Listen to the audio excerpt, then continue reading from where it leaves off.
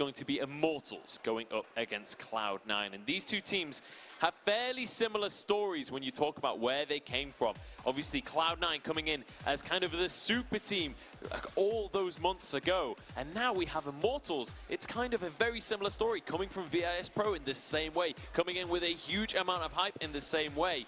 And now they're going to be here in our grand finals after taking down TSM. But let's talk about Cloud9 first. These guys are the higher seed, the second seed from the group stages. The only team that they would struggle with in the group stages was TSM, and TSM's out of the running. Yeah, and that's got to be a breath of fresh air for Cloud9 to know that, you know, this opponent that has had their number all season long, they won't even have to contend with. It's got to feel good. And, you know, obviously, for the, like Tienzio talked about, you know, you have the team that you want to face and then the team that you want the glory against. They would have liked to have gotten the glory of taking down Team Solomid, I'm sure, but they've got to be very happy that they don't have to face them. Yeah, absolutely. Kind of a nemesis at this point, so I don't think they're going to be too upset to be avoiding them this time around. But you can see the clips from their series against Nova earlier on. Old School, I Love Joseph, and Gabe Vissel, all three absolute superstar players. And I fully expect them to be stepping up here in the finals against Immortals, Vijay. Yeah, I mean, it's going to be such a crazy match. I mean, I want to see specifically this guy, Gabe Vissel, against Max Green. Like, who is going to outplay who? Because both of them, they're at the same level in terms of mechanical, raw talent. And even Tigers and also Joseph are pretty even too. Both amazing playmakers. Yeah. And then now, of course, Old School and Zio. I mean, this team, I think, is pretty even across the board in raw mechanical talent. And it's going to come down to their strategy, their macro strategy, playing to their win conditions, playing to their power spikes, and of course, part of it to the draft as well. All about that presence of mind. Let's talk about their opponents, Immortals. They're coming in off a huge, a tsunami of a hype wave right now. They are coming in with this title of the TSM Slayers. They finally made that a fact. They've taken out the North American first seed. Now they have to finish the job. They have to take this series against Cloud9 if they want to go to the World Championship. Yeah, and we alluded to it before the developer update.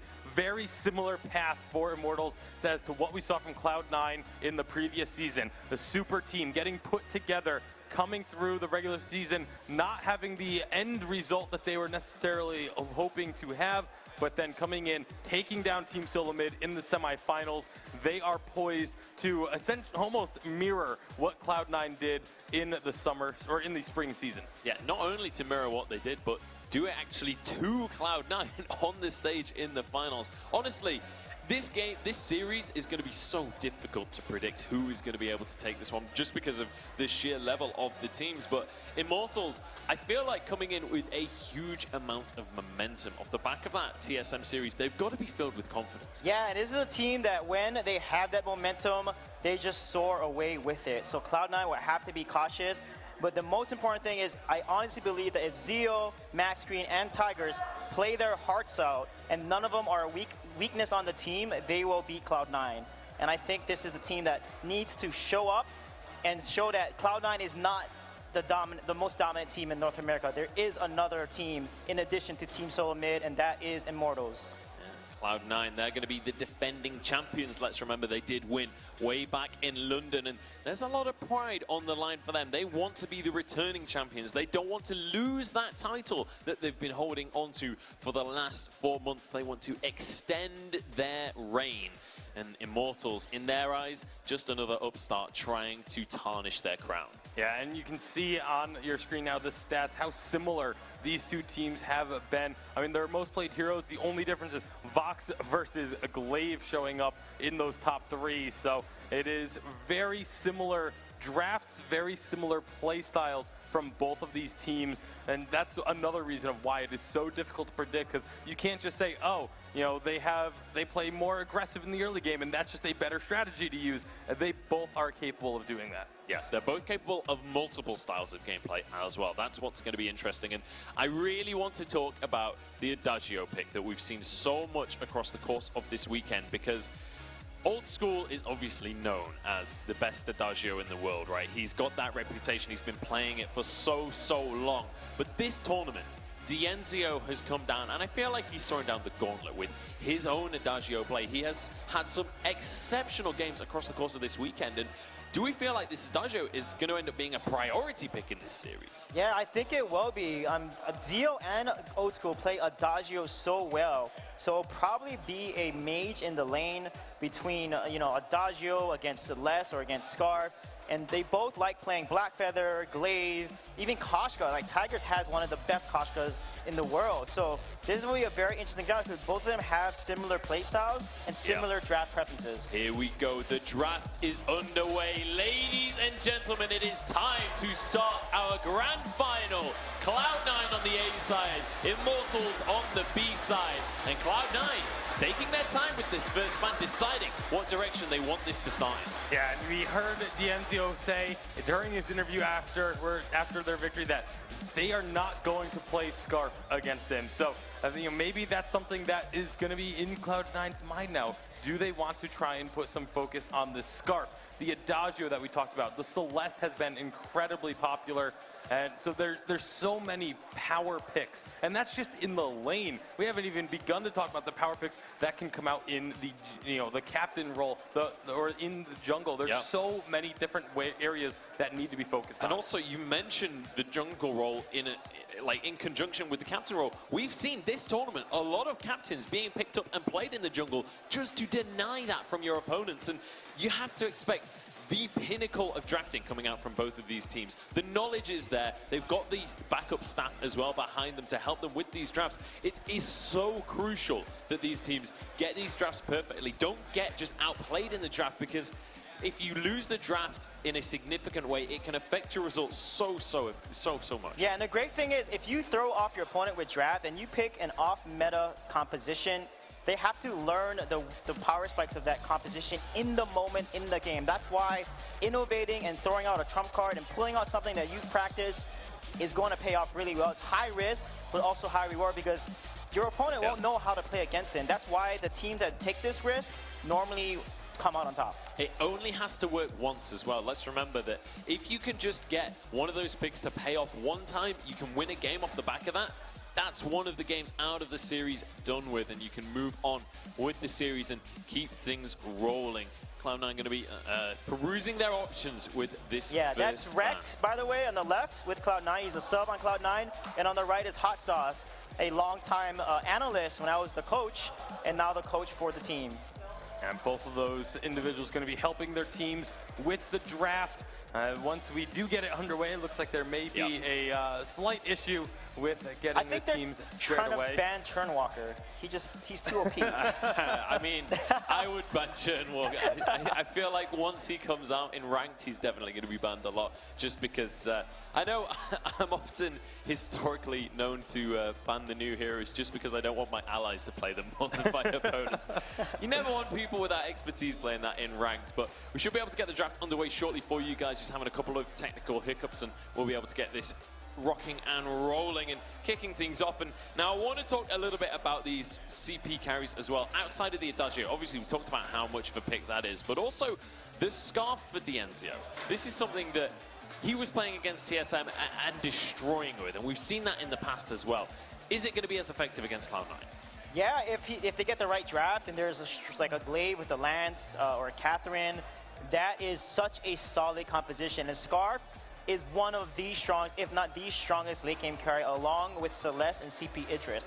This is the reason why those three are highly contested. Adagio, although strong, is not as strong late game because of his immobility and his damage per second. And also it's predictable. When Adagio has buffed himself, that lasts for about 6 to 7 seconds. You can back off and then re-engage. Yeah, you absolutely can. Look at that damage statistic. 33,000 damage done on average. That's all here in Los Angeles. And also do want to shout out VGPro.gg. They're the guys that provide us with all of these statistics. They're the ones that help us shed the insight on these players. So make sure to go check out their website if you want to check out all the pros builds, if you want to check out what's going on in the higher elos in Vainglorious status. But let's get talking about this draft once again and start to talk about this jungle matchup as well. Because obviously, we have T-Tiger stepping onto the stage, but he's going up against I Love Joseph. And now, in the last game, in the semi-final for Cloud9. They finally brought out the Koshka. It's been something that's kind of been, it's been in a couple of conversations, but it's not been a highly contested pick here in Los Angeles. But it's something that Joseph has played a huge amount historically. Is that something that we expect to see coming out onto the table now that we're here in the finals? I think it's definitely something that both teams are going to be willing to pick up if they feel the time is right for it. Both Joseph and T-Tigers are incredible Koshka players. I mean, both of these junglers are, you put them on a playmaking hero. Yep. You don't put these guys on the utility type junglers. You put them on the playmakers because that is the type of players that they are. You say it's the kind of thing that will be picked up when the time is right. When is the right time to go for that Koshka? When is Joseph allowed to go for that kind of hyper-aggressive assassin? Yeah, normally like Cruel with the Celeste, that's actually really weak early game. Like Scarf Cruel is extremely weak early game, and that's why Koshka was so dominant and mages were not played, and Cruel jungle was not a thing. Because Koshka can snowball the Cruel so hard in the early game, and the mages are easy to snowball because they don't have that much power. I mean, looking at the statistics on your screen right here, T-Tigers actually kind of having an edge in this one. He's got a better average kills per game and also a higher average damage. So Joseph maybe going to have his work cut out in this jungle matchup. I think a little bit of that, maybe skewed a little bit by the fact that Joseph has been playing so much Krull and has going for these, tankier builds. They've been allowing Old School to just kind of hyper carry the game, and that Krull doesn't do the most damage, but third time's the charm, right, and we are into the draft. We certainly are. Scarf going to be the first ban, not even entertaining the thought of DNZO having a Scarf in this one. Yeah, and I think now Immortals will respond with potentially a cat ban, I believe. So let's see that, yep, that cat ban is going to come out, and the Cloud9 is going to take the Grace immediately because they have always kind of picked Grace on that A side, and that's going to give Immortals the Glaive pick, and then they're going to ban the Baptiste. Unless they want to take it and do a Captain Baptiste. But let's see what will happen here. I'm predicting Grace, and then Glaive will be picked up, and then either a Baptiste ban or a potential Crow ban. Well, we'll have to see if that Glaive will be the lock-in for Immortals here. It's certainly something that these North American teams have really liked to go for in first rotation. Yeah, and especially against a Grace, if you can knock her out of the Divine Intervention, you actually cancel the heal from going down. So it can be really powerful. You just have to make sure that you're careful that you don't get put in the Holy Nova. But yeah, Lyra come out. This is what we saw all through the regular season, was if one healer got picked, the other one was taken immediately. But there is that Krull ban. Yeah, taking the Krull off the board, and we'll see whether Adagio is going to be a factor in the series, because the longer this tournament has gone on, the more pressure on each of these series, the more we start to see these double heal compositions coming into play, and we've seen them with varying levels of success across the board. Yeah, and I think here Cloud9 may potentially just ban away the Glaive or not give him Adagio, because I think Immortals will take the Adagio if... Yep, they're going to ban away the Adagio here, and now that leaves Glaive or Black Feather open for the side of Immortals, because I believe if they don't pick up the Black Feather, Cloud9 will probably take the Black Feather unless they want to run a Koshka composition with this Grace here, along with the Vox. So Immortals here can actually pick up the Vox, because Vox is actually good against Grace. That was a big pick when Grace was picked on A side this season. Vox was first picked on the B side because he can jump around and dodge the Holy Nova stuns from the Grace. Not only that, but can go into that Poison Shiv very easily and very effectively to cancel out a little bit of the healing that's going to be coming through from the Grace. And another extra layer to the Vox pick is, obviously we've talked about Cloud9, how familiar and how much they have relied on that Vox pick through the season, but DNZO still undefeated this season with the Vox up to this point. Yeah, it certainly is. And I mean, Vox is one of these heroes that is so highly contested between the top carries in the Glaive Vainglory. is picked up. It is going to be the Glaive locked in the end, but definitely Immortals having to think a long time on that pick. Yeah, I mean, Glaive is something that Tyler's played a lot with just such great proficiency, getting nice afterburns onto the enemy team. And if they portal engage and then jump on Old School, and then Old School tries to run away, Glaive can then afterburn Old School right back into position, so Zeo and Max Green can then finish the job. So really solid pick there from Immortals. And plus Glaive and Grace, that's a pretty scary and strong composition for sure. So I think Cloud9 may pick Vox and go with a Koshka here because Vox has the Poison Shiv. He can build the Poison Shiv to counter the Lyra heals. And Vox and Koshka looks like a pretty strong composition on the side of Cloud9 with the Grace there. And if they do that, Immortals will then pick Samuel, I think, and then let Zio do a lane glaive potentially.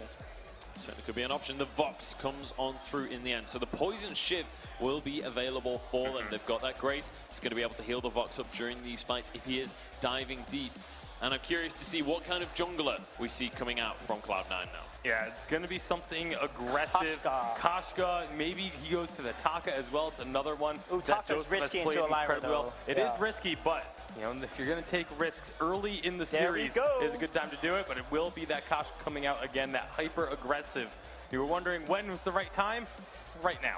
The time is now. We are in the grand final after all. No more time to hold your aces up your sleeves. Celeste going to be the final pick. Instead. Coming through for Immortals. Very diveable by the Koshka though. How are we feeling about these compositions, gentlemen? What are the win conditions coming on through here? Cloud9 has to win the early game, and Immortals has a super strong mid-game power spike and a better comp late game because of Celeste and Glaive mid-power to late game power spike. Yeah, Immortals just have to peel for this Celeste. Use the Lyra, use the Glaive. The crowd is so excited to get in this one. I'm excited to get in this one. I cannot wait. Yeah, the grand final is on the cusp of beginning. The draft is done with. The crowd is getting hyped to start things off. It's Cloud9 versus Immortals. Let's get into our grand final. Thank you very much, Munchables. It's myself, Dowsey, and a scoundrel for this Cloud9 Immortals final. Oh my word, this has been building up all the way through the week, into the weekend. Immortals coming as that dark horse, but they genuinely can take the whole thing. Cloud9 have got a fight on their hands. It is going to be an epic match. Think back to Spring Scoundrel, where Cloud9 were the first ever team to take a unified Western Live championship. And now we have Immortals who, at London, perhaps were embarrassed by the fact that it became the North American team to lose to Europe. Now they've slayed TSM. Now they're back towards this top point, and now they're looking to take down Cloud9 as well to prove that they can be the best in NA as well. Look, when you look at individual talent on the Immortals roster, you've got Dienzio, one of the best laners in the world, if not proven it this weekend, not that we already knew that anyway. You've got T-Tigers, probably with the kryptonite of TSM coming into the Immortals roster, and the addition of Max Green. And stated by most North American pros, Max Green can 1v1 anybody, so mechanical god coming through in this player. C9 though are the tried, the tested, and the true. They are the North American and Unified Western Live Championships champions for a reason. They are an incredible unit, and when they play on their A game, they can beat anybody in the world. They certainly can, and you know, today is that chance to prove that you are a consistent team, that you're a team that can, when the going gets tough, you get tougher and you get going, and your opponents will have to just deal with it. Immortals though, look at them there. They are ready, zoned in Zen for this match. So this is the first match of the series. It's a very important one. Getting off to a good start in a best of 5 and in a finals match is almost an amazing thing that you can happen for you. The momentum that you gain from that first game can often carry you all the way through the series, and obviously both of these teams will be desperately looking for that first game. We just had the draft. I think it's worth talking about specifically the coaches behind these two teams as well, because often we talk about the players, we talk about how brilliant they are, and don't get me wrong, all 6 players on this stage right now are absolutely brilliant, but the coaches behind the teams as well. You saw Cloud9 got a great roster behind them. You know, they've got Physics doing a lot of the drafting for them. You've got Rekt on stage providing his analysis as well, but then you've got Hot Sauce over in Immortals, and I was talking to Dienzio, and he was saying, I actually genuinely think Hot Sauce is amazing. I think he is on par with Physics. We've got 2 incredible minds of Vainglory going up against each other, and Hot Sauce has been there for a very long time with the Immortals roster, and Dienzio has got full faith in his ability to match that draft of what most people now consider the drafting standard of Physics in the sort of the Vainglory community. So I just wanted to highlight the coaches behind these teams, the analysts and all the work they do, because without them, the players wouldn't have the platform to succeed, and they provide that platform. They just have to take that opportunity. I saw a great tweet from our very own Sweet Generous earlier on today, which was saying that yes, the draft is one of the most important parts of the game, but if you are not playing on this Halcyon Fold to your utmost standard, if you are not capitalizing on mistakes. If you are not playing perfectly, then you are not a Vainglory 8 Summer Unified Live Champion. That's what we're here to find out. Immortals versus Cloud9, and here we go. Aggressive from the get-go here, Immortals. They need to put pressure on this Koshka early on. T-Tigers, I much prefer him taking the Glaive into the jungle. Weapon power Glaive stacks up a lot better than a lot of other matchups against the Koshka, so I think I like this. Already trying to limit what Joseph can do in terms of early rotations. They're actually going to rotate from outside in, meaning Koshka doesn't get the opportunity for a level 2 duel. I love this from Immortals. They're playing a safer game, but it does limit Koshka's early prowess by doing this outside in rotation they've done. And Joseph now, he might have to go aggressive into T-Tiger's jungle in the back to try and get something done here, where he's going to back and make another rotation happen. Such an exciting matchup. I Love Joseph versus T-Tigers. T-Tigers, an accoladed jungler here for sure. And that's the thing about Immortals. When you look at the roster, Dienzio and T-Tigers, they have championships behind them. Max Green, this is his chance to step up. You've already mentioned that he is a player of mechanical prowess. I think I'm pretty sure that I named him the carry killer earlier on when we saw him, because he just continuously is, as a captain player, finding those moments where he can 1v1 a captain, a carry. Absolutely, and Max Green is one of the unsung heroes of the Immortals roster. I think yesterday was an MVP for them, so unbelievable talent. The whole Immortals roster have really come together in their own, and it's one of those interesting things that they weren't given enough time in the VG8 to really get their true seeding. The seeding that they have right now does not represent the skill of this team, and you can see it's proven by the fact they are now facing the previous Unified Western Live Championships in the final in a bid for the title. After knocking out the top North American team of the regular season, TSM. Incredible stuff from Immortals. Like we mentioned, they've come from Challenger Series to Unified Finals. It is just such a feat of skill and determination. So we were talking about Max Green, and I want to talk about his role in this specific composition, because when it comes to the late game, which I think is where Immortals will be playing for, his bright bulwarks are going to be so important at protecting Dienzio. You can shut down Koshka jump, Koshka ultimate. There's an ultimate. They're going for a dive onto Old School. Here comes Joseph looking for Dienzio. Gabizzle does charge forward, but they can't quite get the aggression they want to jump onto the backline of Immortals. Dienzio very vulnerable, but diving a risky task, Scoundrel. Yeah, they were trying to push that one a little bit further out. Joseph's not done yet. He wants more. Max Green will be able to walk away from this, as this Lyra has that sigil up in just a couple of seconds if he needs to stick around, but he is opting to backport. Some nerves may be coming out for Immortals. T-Tigers tried to push that very hard. Usually you would try and boots in and get that initial engage, but they went under the turret. Wow, Joseph! He is dead! He just walks up to Joseph's Koshka, and that is not a mistake you can ever make. Oh no, we talked about it on the desk. You have to limit this Koshka's ability to snowball here, and C9 are ruthless. They are going to get an entire rotation of the Immortals jungle. They're going to limit that gold income for T-Tigers. His tension bow is going to be delayed, and Joseph will be working very quickly towards that aftershock. A big item spike for the Koshka.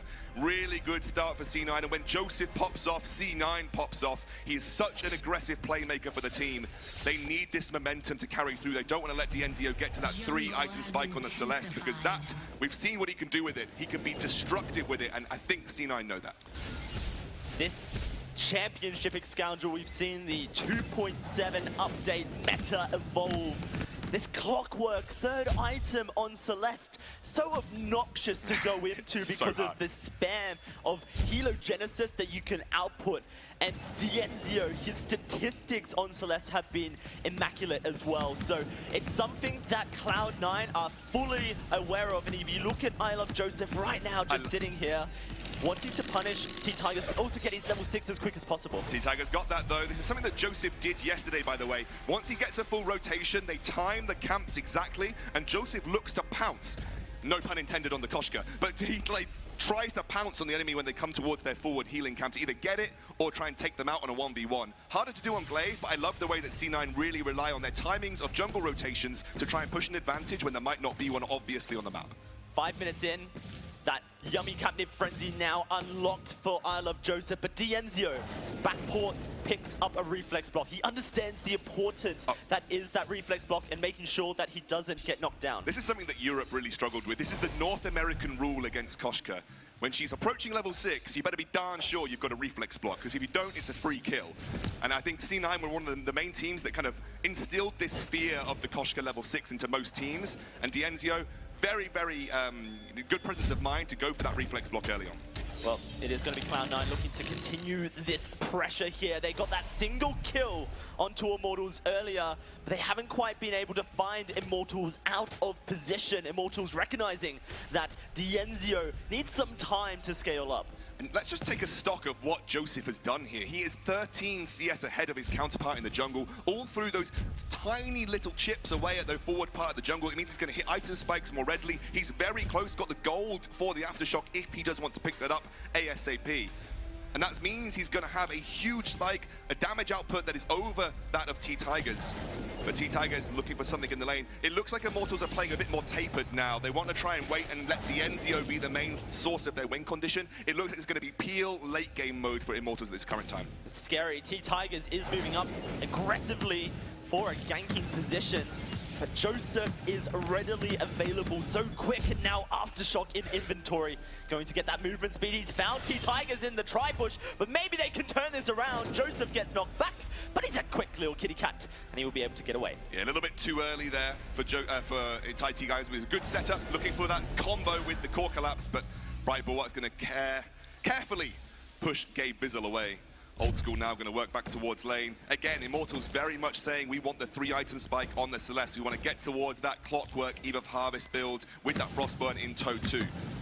She's gone for the Frostburn there. First item here at Scoundrel. So Dienzio looking to provide a bit of slow, a bit of utility, which gives him a bit more safety, you feel. Remember, at level 8, he's going to get the extended range. At that level, he's going to completely outrange C9, which means the Frostburn will be able to limit their mode of engagement, because they will be looking for the right positional advantage to find these Grace engages, these Koshka engages, and Frostburn makes it harder to get into those positions. It also means you can get damage done from afar.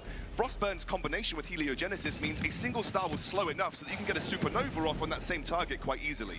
So that's probably where Immortals are looking for, and again, it also allows him to stop C9 pushing easily up towards that turret. Remember, the key component of a late game composition, in my opinion, is protecting that first turret for as long as possible. It keeps the map well in your favor. It means that you can't push too far as C9. But classic C9, looking to take any advantage they can, getting some vision up, maybe working towards that gold mine soon. Currently, Max Green just providing cover, providing vision for his team so that Immortals aren't surprised by I Love Joseph, who's almost feeling a bit antsy about wanting to get in there and get his hands dirty. It was that initial sort of boon in gold that he got. It was a great piece of early jungling, but again, it's been Immortals just battering C9 away, making sure they're not being able to claim as much. T-Tigers has been very restrained in his sort of approach to the jungling rotations that he's made. He's not looked to make any plays. He's not looked to go and make those afterburn ganks in lane, because again, Immortals have realized they need to play reserved here, clear the waves, make sure they protect that turret. C9 look like they're gearing up for the gold mine. I love this. It begs Immortals to try and react, or at least try and steal. Well, Dienzio has finished his Eve of Harvest. Perhaps 2 crystal power items are enough for Immortals to contest, setting up a Heliogenesis on top. Cloud9 starting to drag it away, and they will be able to secure the gold miner for themselves. Very important take here for C9. You've got to remember that they don't have a great turret-taking composition. They require an all-in dive to get themselves an advantage on a turret. So by taking the gold mine, it's a lot easier for them to get a gold advantage on the map by doing something that forces Immortals to react to them. And you look at the gold advantage secured. Oh no, they're going for a dive. Dienzio so low, but he is going to be able to walk away. Max Green is holding on to his fountain, holding on to his heal. Coming up in just a second. T-Tigers moving on into the lane. Cloud9, what are they going to attempt? T-Tigers, he goes in. That's Old School having the reflex, but they've turned it onto Dienzio, and now they are going to disengage the fight, knowing their limits here, Cloud9, just a single kill. Fantastic crucible from Gabe Bizzle to allow that to take place. That core collapse was perfectly placed to stop that C9 attack in its fullest. But you can see, even by taking Dienzio down, C9 are not in a position to force that turret down. They don't have a huge amount of turret damage outright, and Immortals yet again clear the wave. If they can continue to do this for another 2, 3, 4 minutes, that's getting Dienzio closer and closer to that big spike that we know about. Is working towards what looks to be the Clockwork, although he's got the crystal bit in the inventory there, so that could be setting up for the Broken Myth as well. Very interesting. Sometimes seeing that piercing shard coming out just a little bit early as well, especially if some shielding is being built up, and you can see indeed Old School is starting to do so. Yeah, and also we talked a lot about the Enzio's item spikes. Old School has hit, you know, a 2 item spike here on this weapon power. Vox, he doesn't go for the tension bow anymore. He goes for the Sorrow Blade. It's a lot more consistent damage output. Poison Shiv's going to give him that sustain. This is the current the 2.7 Vox build, and he's working now towards his final item, which is going to be either a tension bow to try and take out Enzio, or it could be a breaking point to give him that sustained damage. I imagine, because Vox generally needs the breaking point to have the biggest impact, it will be going towards that. Does finish his Aegis here, and that's where Enzio may need that broken myth, but instead he sells that crystal bit, going now towards the clockwork fully. A broken myth, however, is on I Love Joseph here, and if he's able to skirt around the fight, jump in, get out, and start stacking on up, that's a lot of damage this Koshka can output. So Enzio's actually gone towards the clockwork. He sold the crystal bit, now working. Nearly has that combination, needs a little bit more gold in the bank to do so. Hasn't got any shielding though, and that is a susceptible... Wait. Gonna be diving in. Gabe Bizzle just looking for a bit of engage there. He did just recently pick up the Echo as well. There's so many items to talk about here at Scoundrel. I want to talk about the fact that Joseph right now has got very little shielding. This is very unlike Joseph to pick 2 tier 3 CP items up before investing anything into sort of the main form of defense that he wants. He hasn't got any shielding, and you can see Enzio's actually punishing that where he can with these Heliogenesis. I imagine Joseph will eventually go and pick up some tier 2 shielding just to allow him to sustain better against Enzio. And this has all been allowed by Max Green's fantastic vision control so far in the game. Absolutely. And also we need to talk about the fact that without having shielding, as the clockwork does get finished for Enzio, without having shielding, you also play into an Eve of Harvest Celeste even greater. The more damage she does to you, the better she's going to heal. So therefore, shielding has this added benefit of reducing the sustain on the Celeste as well. This is so risky for Cloud9. This is a huge power spike just met by Immortals. Cloud9 need to recognize this, and you can see they're starting to disengage the gold mine. They're going to go back in, try and burst, and they get it. And now they're looking to turn towards this Tribush, perhaps not wanting the full-on fight, recognizing Enzio's doing an awful lot of damage. This is a very Cloud9 approach to the game, just slowly grinding global gold off the map. They force a team that tries to turtle to come to them. It is simply a 2-0 with a 4K gold lead right now, and that is because Cloud9 are so objective focused, so good at controlling these global objectives. And Immortals, they are very scared to fight right now, and you know, they are trying to get towards their late game as quickly as possible as Enzio. It's going to be okay. Great bright bullet comes down by Max Green, but where do we go from here? Solar Storm onto Old School. It is going to be Cloud9 looking for more. Enzio, all the damage onto him, but somehow still alive. Never mind. It's Gabe Fizzle finding one. Joseph going to find another. 4-0 Cloud9 now looking for this turret. And they break the first turret open. The map becomes their oyster, and they can start to put pressure on this Immortals composition that wants to turtle as quickly as possible. C9 coming into this first game swinging right now. Big item spikes open up, the breaking points there. Let's take a look at the replay. Again, Enzio takes a lot of damage early on. The bright bulwark stops the engage from C9 for a limited time, but watch the way that Enzio moves up very, very close, goes beyond his range advantage, and allows Joseph to get back in. The bright bulwark was on cooldown. Enzio overstepped slightly, and Gabe Bizzle found the opportunity to finish it off. And well, you know what happens when C9 can capitalize. They take everything from you. Certainly do. A team that when they're ahead of Scoundrel early can convert into mid-game advantages and then close out in such a succinct way. A lot of Immortals' potential late-game win is going to come from that range of Enzio. He's got a massive range advantage over C9. He needs to make sure he's playing at the absolute maximum of that range. And when that broken myth comes through, that's when the damage is going to start to ramp up. C9 need to do what they're doing, especially with Kraken up in 30 seconds. They've got a massive opportunity to drag Immortals towards them and find another team fight on their terms. It's what they've been doing all game. I really like it from C9. It's very classic. I'm going to go for the Crystal Sentry. Are Immortals going to react? Yes, Immortals starting to move over, but there's now a breaking point on Old School.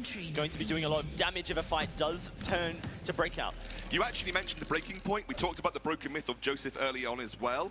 These are two items that give longevity to damage in team fights. So even if they get into these extended duels with Immortals, C9 are going to keep up with this late game damage output of Dienzio simply because they have the Broken Myth and the breaking point right now. That allows them to stack up and compare their Koshka damage to the Celeste damage simply because of that item. So Immortals do have to be aware of that. Elongated fights, especially messy elongated fights, are not what they want. And this is exactly what Immortals need to avoid. Dienzio's in so much trouble. Joseph is chasing on through. Solar Storm does come through Immortals now, looking to chase this kitty cat back. The Divine Intervention heals. Dienzio doing damage, Old School, but no, they turn it How around. is he 1, surviving? 2, Old School double. Now they're looking for Max Green as well. He's under the turret. He will escape, but Cloud9, they've got a Kraken on the way. Oh, double infusion.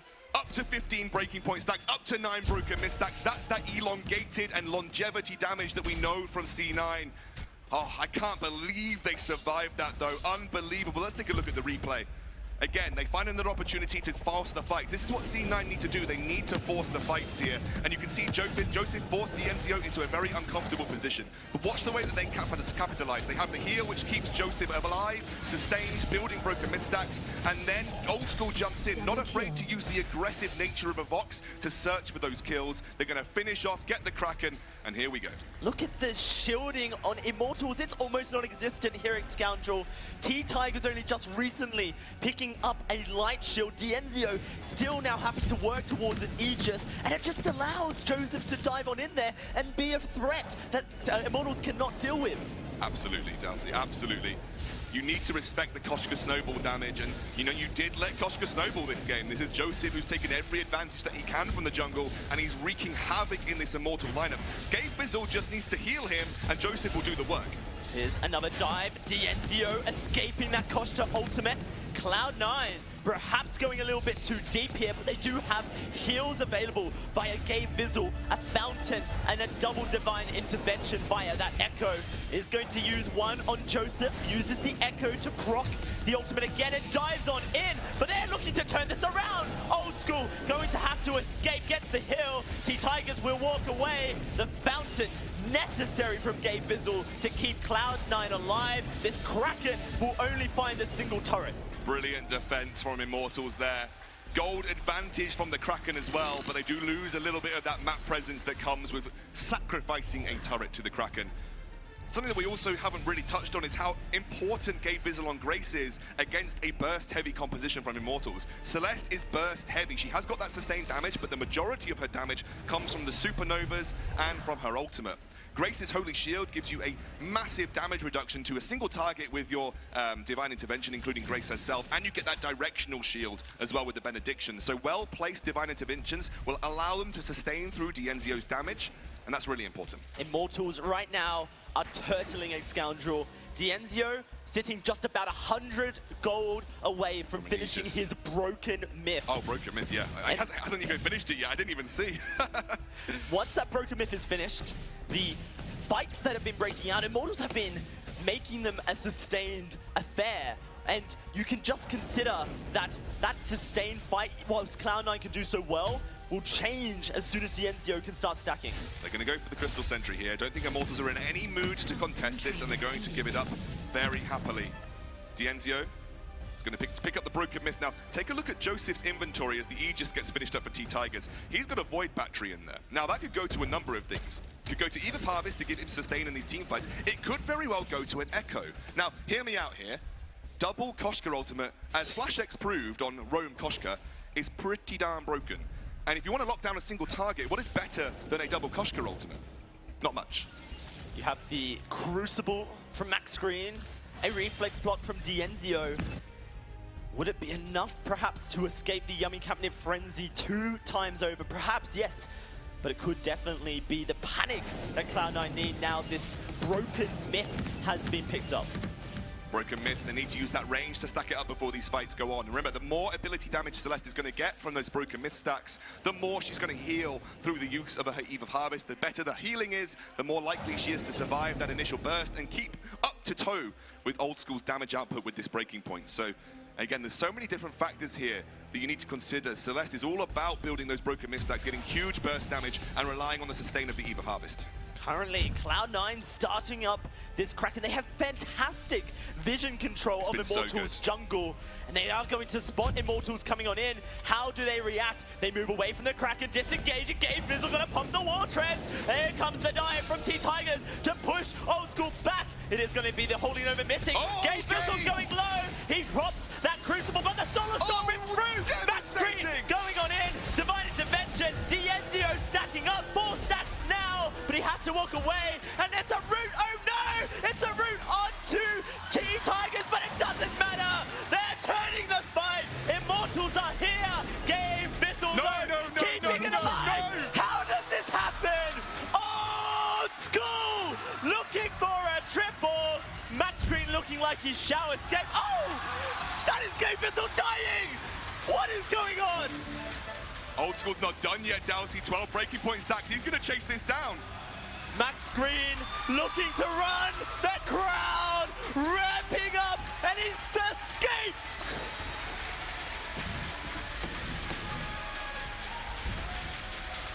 I think the sound tells you everything. That was absolutely insane.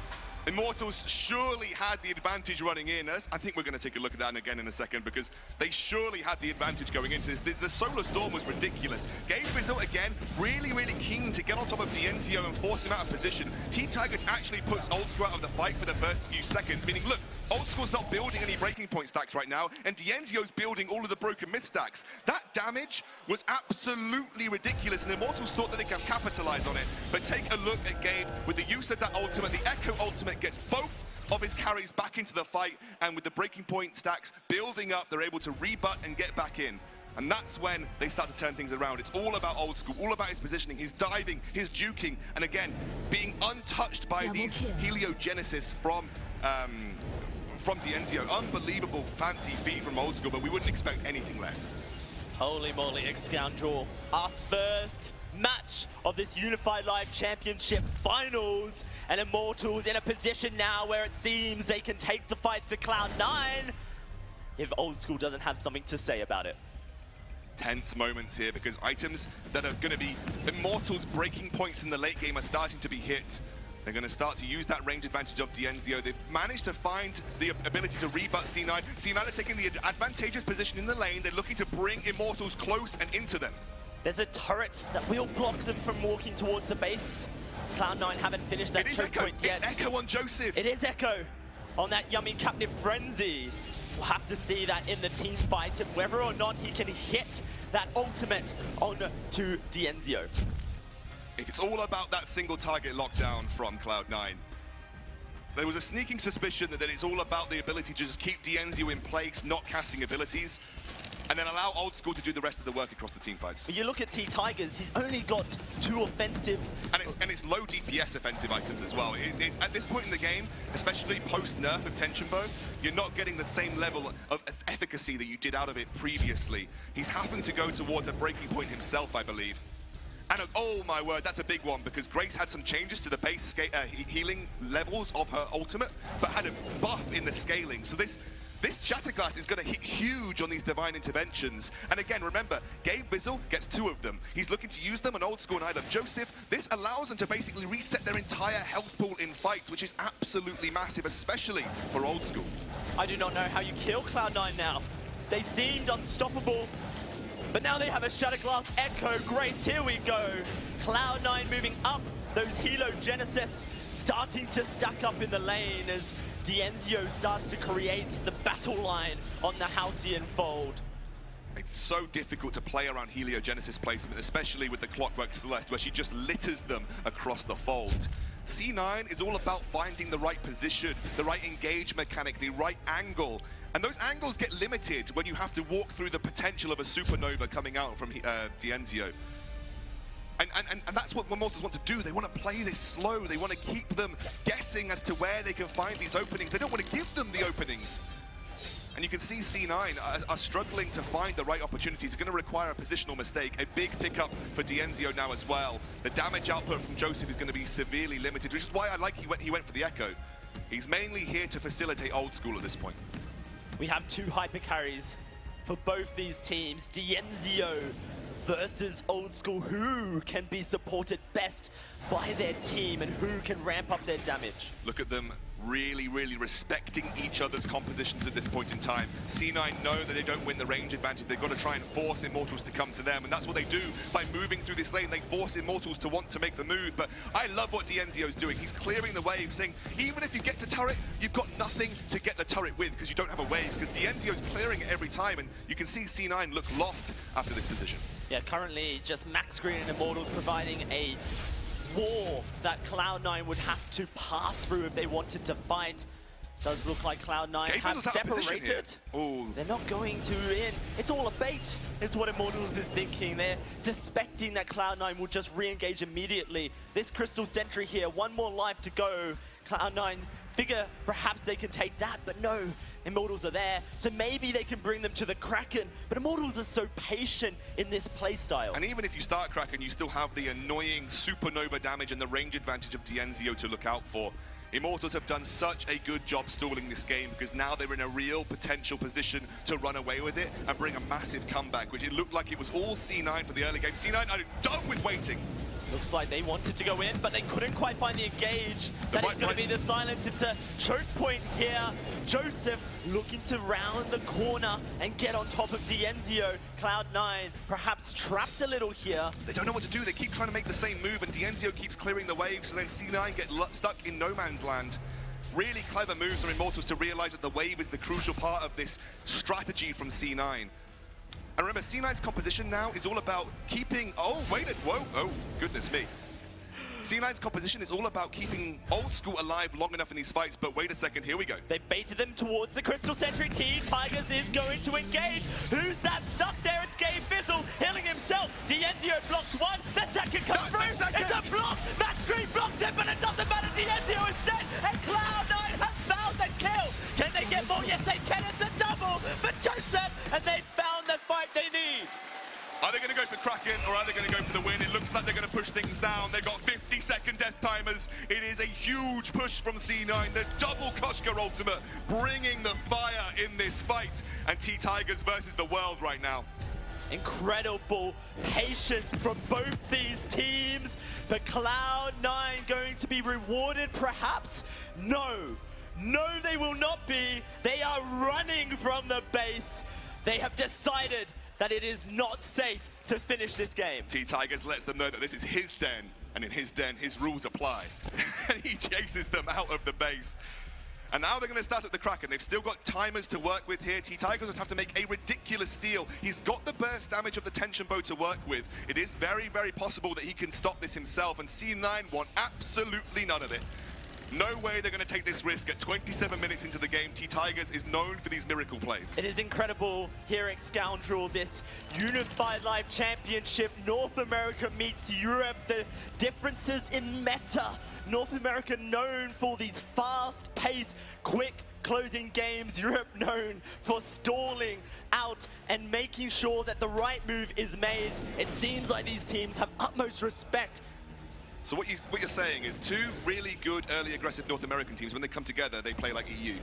Is that what you're saying? I didn't say that, Scoundrel. Those were words that you put in my mouth. What I am saying is that these teams have not quite figured out how to close out against each other. They're stuck in a stalemate. The problem is that Immortals can't get close enough to engage, because if you engage for C9, you're doing the work for them. But C9 know that they can't get anywhere close to Dienzio because they lose if they don't force that engage, and they can get shut down by the Bright Bulwark. They have got that choke point turret down now, so they're going to move and bring Immortals into that choke point. They pincered them.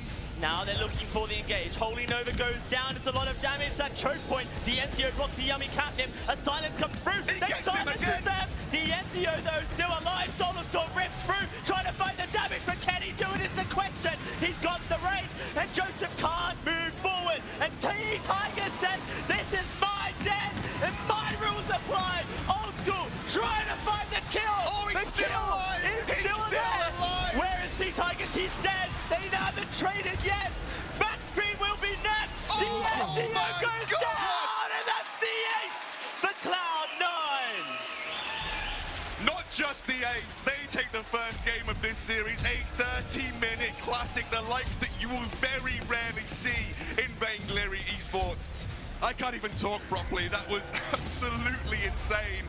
The fight went long enough for Gabe Vizzle to get a Divine Intervention, an Echo, a Divine Intervention, into another Divine Intervention, and that kept Old School long enough alive to build a ridiculous amount of breaking point stacks.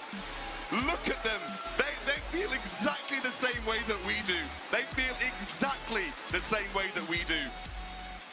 Unbelievable. Even looking over to the Immortal camp, that is not faces of disappointment. That is not faces of, oh well, that's a face of a challenger here, saying that was the final game that we deserve, and it's only the first in a best-of-5 series. Incredible stuff. But we have to keep going. It's a marathonic scoundrel, not a sprint. Let's pass it over to our analysts to break this one down. Thank you very much, guys. What a way to start the grand finals. A 30-minute slog between these two teams. Cloud9 started off controlling the game well, but it got to a stage in the game where it doesn't matter who has a goal lead. It doesn't matter who has a kill lead. It was all 6 items on every single play. There was a stage in this game where I was sitting there looking at it. I was like, are we about to see a perfect game to start the grand finals? It was anything but at the same time, it was a perfect game to have for the first game of the finals, because these two teams just absolutely gave it their all to kick this off. Yeah, and it was just a crazy back and forth. One thing about Zeo is they play a little too aggressive. Zeo needs to keep his distance at Celeste. You saw in that last fight, he literally walked up to Old School. Vox has a range of less than 6 range, so he doesn't have to come that close to Vox. So I felt like there were some opportunities for Zeo to better position himself and also play their Lyre comp a little better. Cloud9 just wasn't able to abuse the early game as hard. They didn't get the first turret until about 11 minutes into the game, and they only took 1 rotation from Tigers before the 4-minute mark. So IMT actually did a good job doing that, but late game, like I said, Cloud9 was just better at the team fighting. Yeah, and for a large portion of the late game, it felt like Cloud9 were just trying to find a way to get Immortals to actually fight them. They were kind of rotating around the map, trying to bait them in. And we could see these fights lasting for so long. DNZO trying to dish out the damage on the Celeste, but their heals from Gabe were just so difficult to deal with.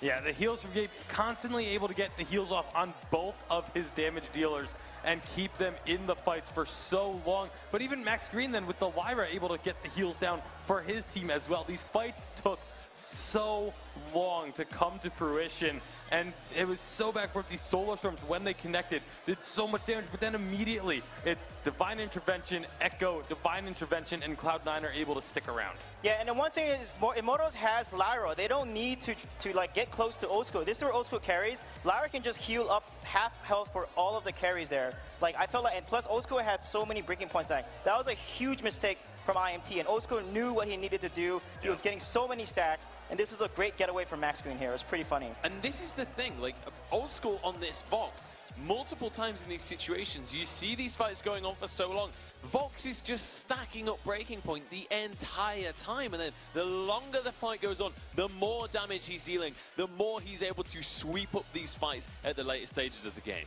And that's exactly what he did, just clean up at the end after everything had broken down, after all of the cooldowns had been used, and then sometimes even used again in some certain cases. But it was just Old School able to find that damage in the end. Once all the healing was finally exhausted, he was the one that was able to get the damage out. Yeah, DNZO on 32,000 damage done this game. Pretty much pinpoint hitting his average from what we've seen, but Old School goes to kind of case in point on the breaking point stacks. 45,000 damage, almost just over 10,000 above his lane opponent, and that is significant when a game goes on this long. Yeah, and that's what I mean. Like, they were letting Old School jump on Tigers, and Tigers was going in. They need to just kite with Celeste and just focus on anyone that's on Zeo. They have a Lyra. Lyra pokes, heals, pokes. They should not be trying to dive this comp. They should just keep poking it because they out-sustain Cloud9's composition. Cloud9 wants to engage and just engage really hard with the great ultimate. IMT's composition works where Celeste gets 9 broken stacks, and they just keep kiting and protecting her. And they can't let this happen like this. They need to back off and portal out of the situation. Keep your eyes on Old School in this fight. He survived on a minuscule amount of HP and is able to sweep up somehow. But this was as close as it could possibly have got. Yeah, it was so close for Old School going down, but was able to get the heal somehow and just in time at the end. And this was the third Divine Intervention because he has both the Echo and then also has the contraption for extra cooldown reduction. The timer on that ultimate is so low. It's like 20 seconds. And even at the end of that fight, you could see he was only 3 seconds away from having Echo available again. Like, that's how long these fights were drawn out. And those long, drawn-out fights, when those ultimates are able to be used multiple times, favored the massive heal. And gentlemen, that's just game one. That is. We have only just begun this one. A 30-minute game to start this grand final off. And I think both teams doing themselves proud in how they were team fighting in the late stages of the game. Honestly, just a single auto attack going wrong in that last team fight means that goes the way of Immortals and they come back into the game. So definitely, if you're a Immortals fan at home, don't be worried by this first game because that was pretty much as close as they come when it got to the later stages. Yeah, and I knew that Cloud9 was going to do Koshka Vox. I predicted that draft, and they should have taken Vox with Lyra because if they picked a mage like Celeste or something, Lyra can portal engage and counter mages. Lyra, that's why Lyra's good into mages because she can portal on top of it, and Vox and whoever jungler they have can just jump onto Old School. So they need to draft properly and make sure their comp makes sense. Yeah, I'm curious to see what is going to be allowed through the draft this next time around because obviously D'Enzio got his Scarf banned away as a first ban coming out from Cloud9 in that game. But then you got to consider things like this Koshka for Joseph. He was absolutely in charge of the early game on that Koshka. Koshka should be banned, I think, from IMT. They should not give Cloud9 Koshka. I think that's their trump card. Without Koshka, I think Cloud9 will have a more difficult time. Immortals deciding that Lyra was the issue in that last game and decide they want to take that off the board to start things off. And now Cloud9, they have to decide whether they want to go with that Scarf ban again. That's what they went with on the A side, but now they're on the B side of the draft. That's why the Lyra ban came out here from Immortals. It forces Cloud9 to decide, do we want to ban the Grace or do we want to ban the Scarf? You have to decide one of those two is going to go over to Immortals, whichever one you feel you have a better chance against. Say the Scarf is going to be the decision in the end. They just do not want to deal with D'Enzio's Scarf today. Yeah, I like the Catherine pick here. She is so strong against Grace. Grace won't be able to do much with an Echo Silence, and also you can the stun composition just works really well into what Immortals run. So they need to ban Baptiste here, and Immortals needs to ban Koshka. If they do not ban Koshka and give Koshka and Grace over to Cloud9 again, that's really risky because Catherine is very weak early game versus Grace, because she's so strong with Koshka. The difficult thing is there's 3 heroes that almost need to be banned here. You have obviously the Baptiste and the Koshka, but the Idris as well. With the Catherine on the board, with the Grace on the board, obviously would go really well with either of these 2 captains. So all 3 of those picks, I think, are going to be thought about and discussed in both camps right now. Yep, they're going to ban Baptiste here, and Koshka should be banned from Immortals. Otherwise, they're going to give them a Grace Koshka competition again. If they do not ban Koshka here, Immortals is taking a huge risk. We'll see whether Cloud9 are going to go with a Koshka pickup because the Adagio is what the ban has been focused onto, not wanting that to get into the hands of Old School, understanding the threat that poses. But again, we mentioned these comfort picks. Koshka is exactly one of those. Yeah, Koshka very likely to be a selection here, but then Immortals, if they want to, they could get the Kroll, Idris, Catherine composition. This was the comp that teams coming into this weekend set was the strongest composition for any North American team. Immortals have a chance to try and prove that if they want right now. See where they choose to go with this one. It's definitely a lot of pressure on Immortals' shoulders right now. Let's remember, if they lose this game, they are going to be 2-0 down. If they lose this game, they're going to be facing a reverse sweep to win. That is not a pretty picture. So this draft is incredibly important for them, and you can tell by the way that they are taking their time with this one in Cloud9. They're sitting pretty. They've got 2 of the picks they used last game, and let's bear in mind how effective this box was for them.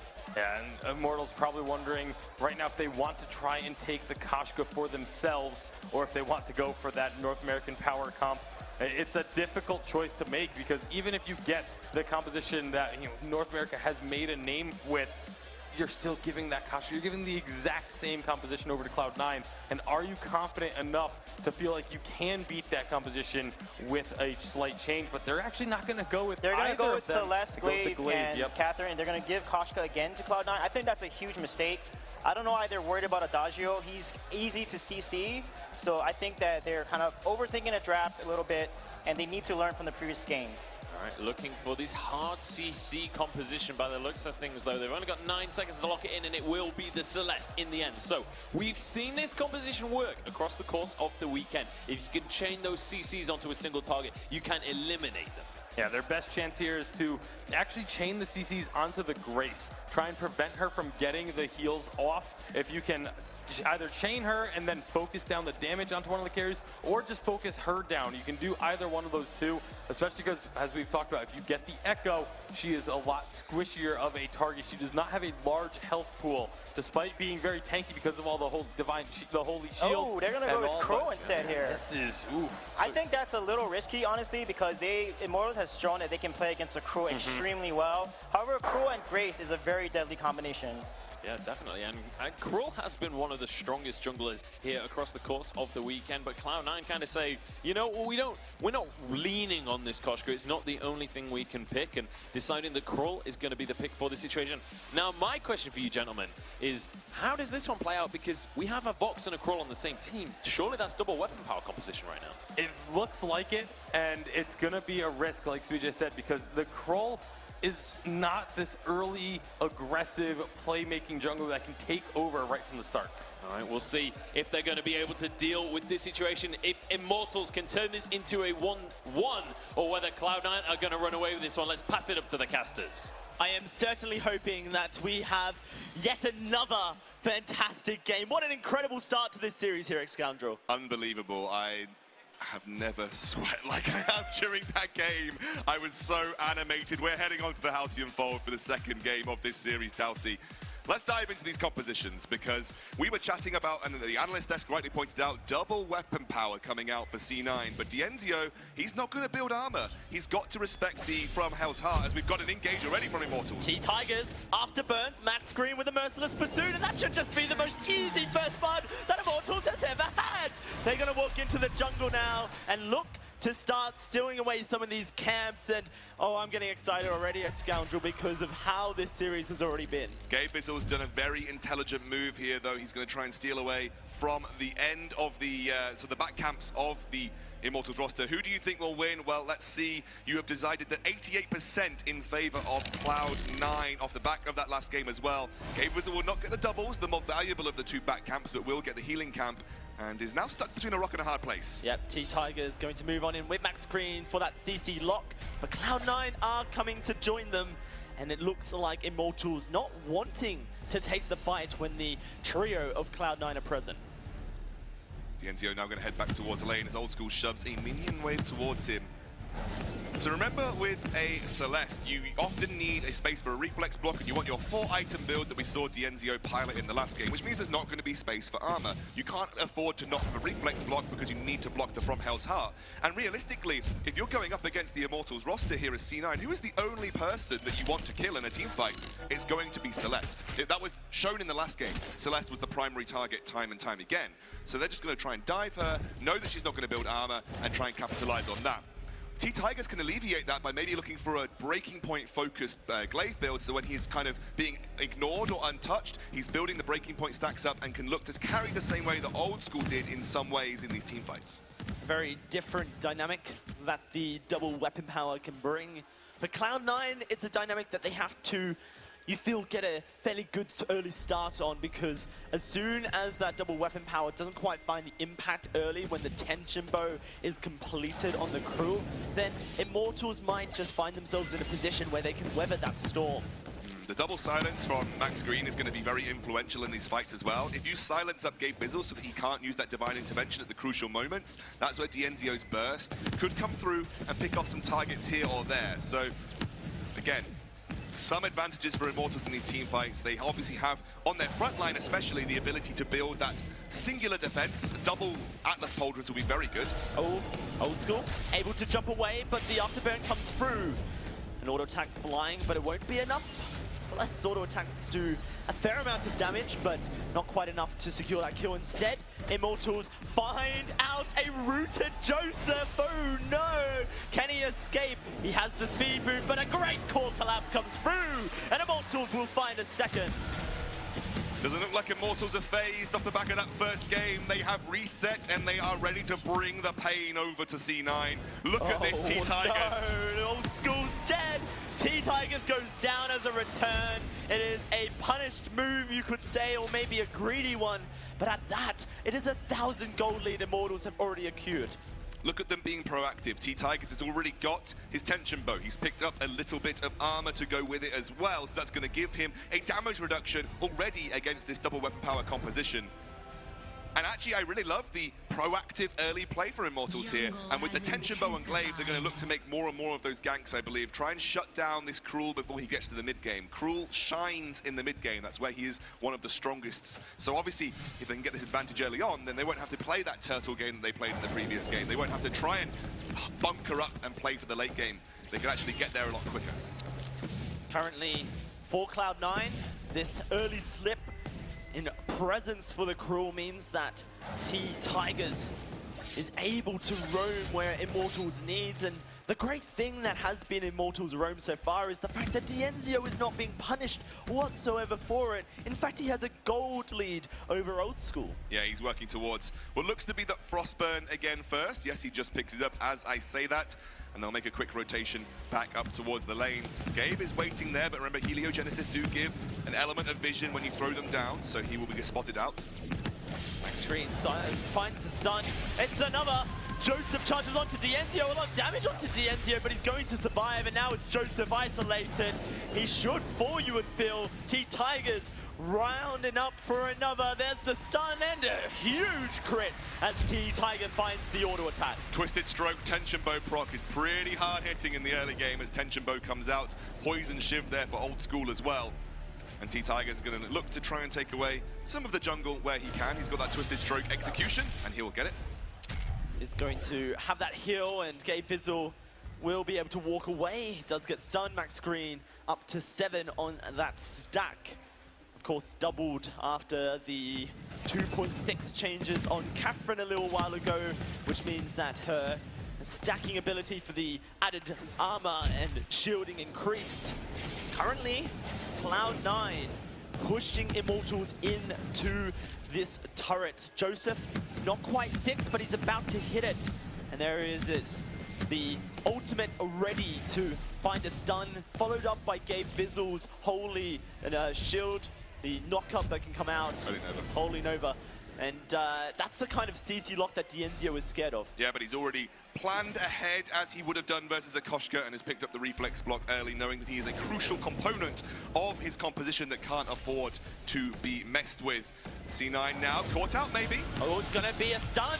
It's going to be Old School taking so much damage, but he walks away. Now Dienzio turned upon. Old School has to walk continuously. The auto attack doesn't quite find the damage, and now Cloud9 under their turret. Where's the damage? Onto Joseph. Oh! There it is. And Max Green will find the kill, although he gets taken down. A 1-for-1 trade, about as best as Cloud9 could have hoped for. It's Carry Vizzle right now at 2-0-0, the only kills on his team.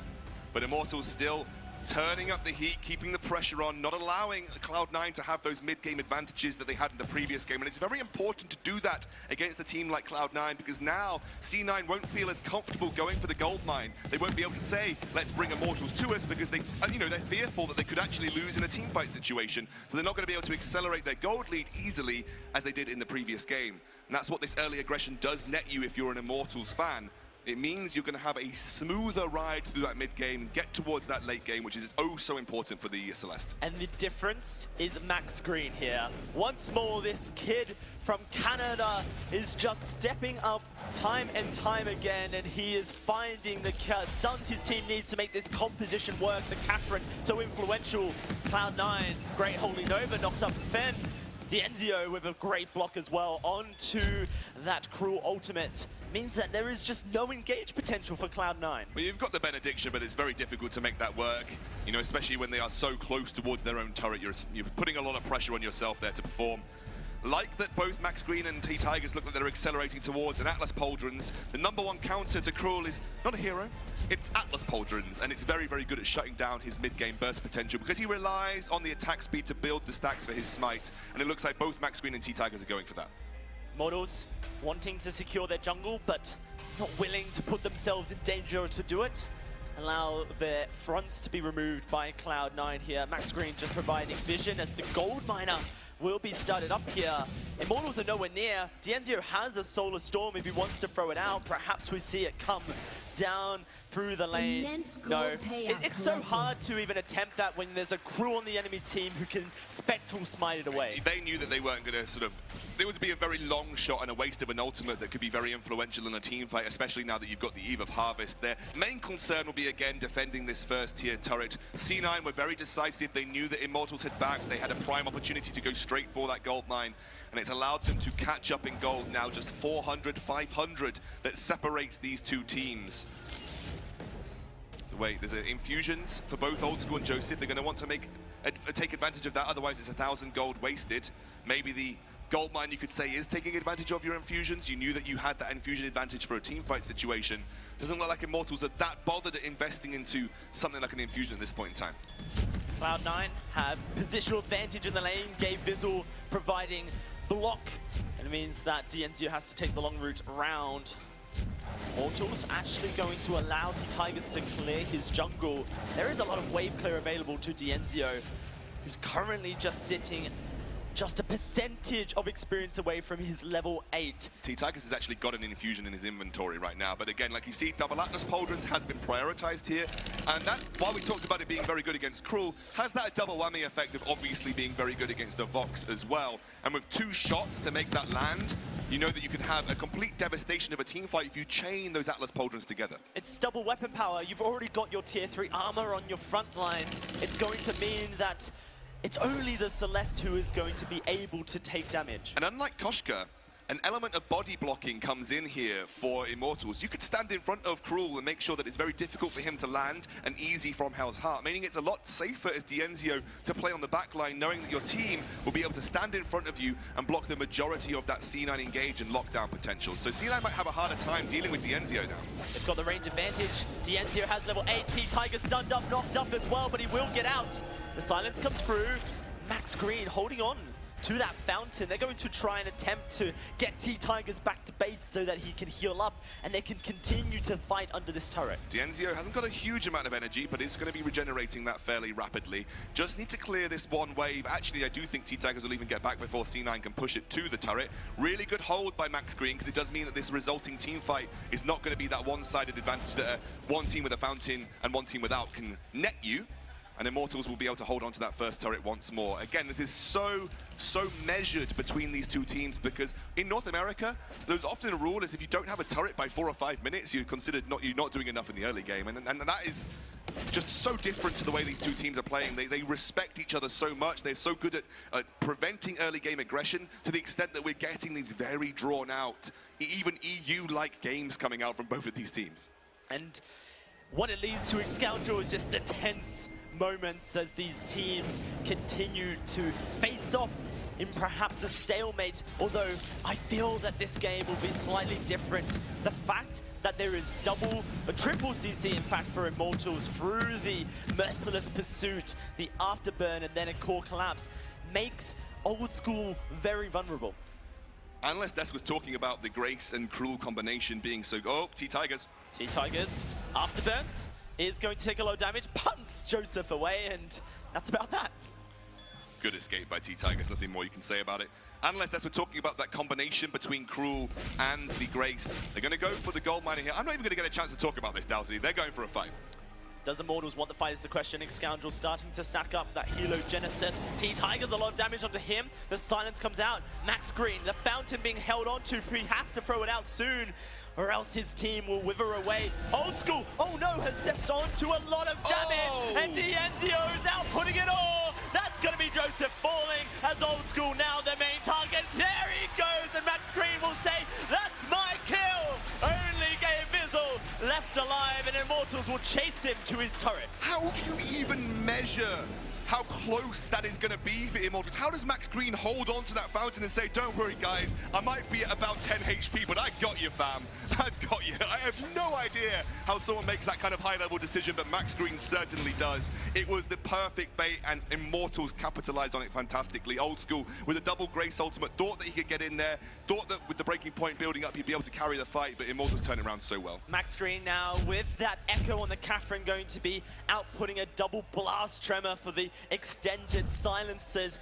Seeing Max Green go to London with hammers in a carry position, it's not his main role. This guy is a captain for his team, and he's one of the best in North America. It's just excellent to see him alongside the likes of Dienzio, known for his excellent carry potential. This kid who just has so much excitement around him, and T-Tigers, a measured veteran of the North American scene. Cloud9, they were the super team come spring of 2017, and they are the current Unified Western Live champions, trying to defend their title in this final. Double silence from Max Green in these fights is going to be very good at locking down Gabe Bizzle's attempts at keeping singular carries that thrive in an elongated fight alive. We talked about that synergy between Vox with the breaking point and Cruel. With that divine intervention, the damage reduction, the heal, they thrive in these elongated fights where they have the time to build up the breaking point, they have the time to build up their smite stacks. So the silence is going to help disrupt that and allow the burst to come through, because remember, Divine Intervention serves a double purpose of healing, but also reducing supernova damage. This is the main form of Dienzio's ability to function in these team fights. And lots of patience from Immortals as they look for a fight. Never mind, they've been waiting, setting a bait. Old School stunts up is okay, but Joseph taking a lot of damage. Max Green throws out those silencers. The Echo used, in fact, not on his Blast Tremor, but in fact, I believe on a Merciless Pursuit instead. He is going to get stunned up. Doesn't look like Cloud9 can re-engage just yet. Have to look out for Joseph. He has that Hell's Heart. In fact, look at Old School as T-Tigers comes in and says, that's my Trient. Blocks up that knock-up, and Cloud9 can't do anything. They have to give this turret up. Yeah, Old School might try and defend, but there's nothing he can do, and it's going to be a quick turret take here for Immortals as they extend their gold lead. It is a fragile gold lead, but it's a gold lead that is holding that line for Immortals right now. And you can see how difficult it is, especially as a Cruel, when you have had your mid-game shut down so extensively, to get these kind of executing blows. Cruel will serve a function in the late game. Now, you know, I talk about his damage output, his smite potential, but his other sort of motive is his ability to shut down the damage output from Dienzio. Obviously, if you could shut down his damage output, he won't have the same level of supernova damage, he won't be able to heal as much from the Broken Myth, from the Eve of Harvest. But look at his build now. Very alternative builds from what we've been seeing. He's respecting the double weapon power to a huge amount, and it has replaced a Clockwork for a metal jacket to give him that longevity versus a double weapon power. That's a really sensible move. And not only that, he can now convert that reflex block into a crucible. It gives him extra HP, makes him a little bit more tankier when these fights come out. You absolutely don't need the Aegis that much. It gives you a little bit of armor, but yeah, you're right. You don't necessarily need the Aegis to a huge extent, because if you can block a team-wide Holy Nova that is going to get blocked by Max Green, or he hasn't got the Crucible, Double Crucible does add a lot to the team. There's the silence as well. The silence as well, yeah. Old School, so there's plenty of things to block. Here comes another fight. Great block from Dienzio into the Hell's Heart. And now Immortals may be looking to try and turn this around. T-Tigers has taken a lot of damage. There's a great block coming through from Gabe Bizzle. And currently an item silence sitting on top of Max Green, meaning he can't throw out. And then Immortals decide to disengage. Cloud9 still very low, but they have that fountain, they have that second Divine Intervention ready to go. They just have to make sure that they don't find themselves being slowed by the Frostburn that Dienzio can put out. Another Blast Tremor as well, Max Green. He's actually maxed up that Merciless Pursuit. Doesn't want the extended duration on the silence, doesn't mean it thinks it matters that much, just wants the ability to be able to chase down. Obviously, you can get a double, easily double Merciless Pursuit. Currently, Immortals looking to take the Kraken here. They are going to disengage it, knowing that Cloud9 are in the area. Oh, it's so very risky. He's not level 12, I just forgot. Hasn't yet chosen an overdrive on his second ability. We'll have to see what that is. It looks like another fight is breaking out here, Scoundrel.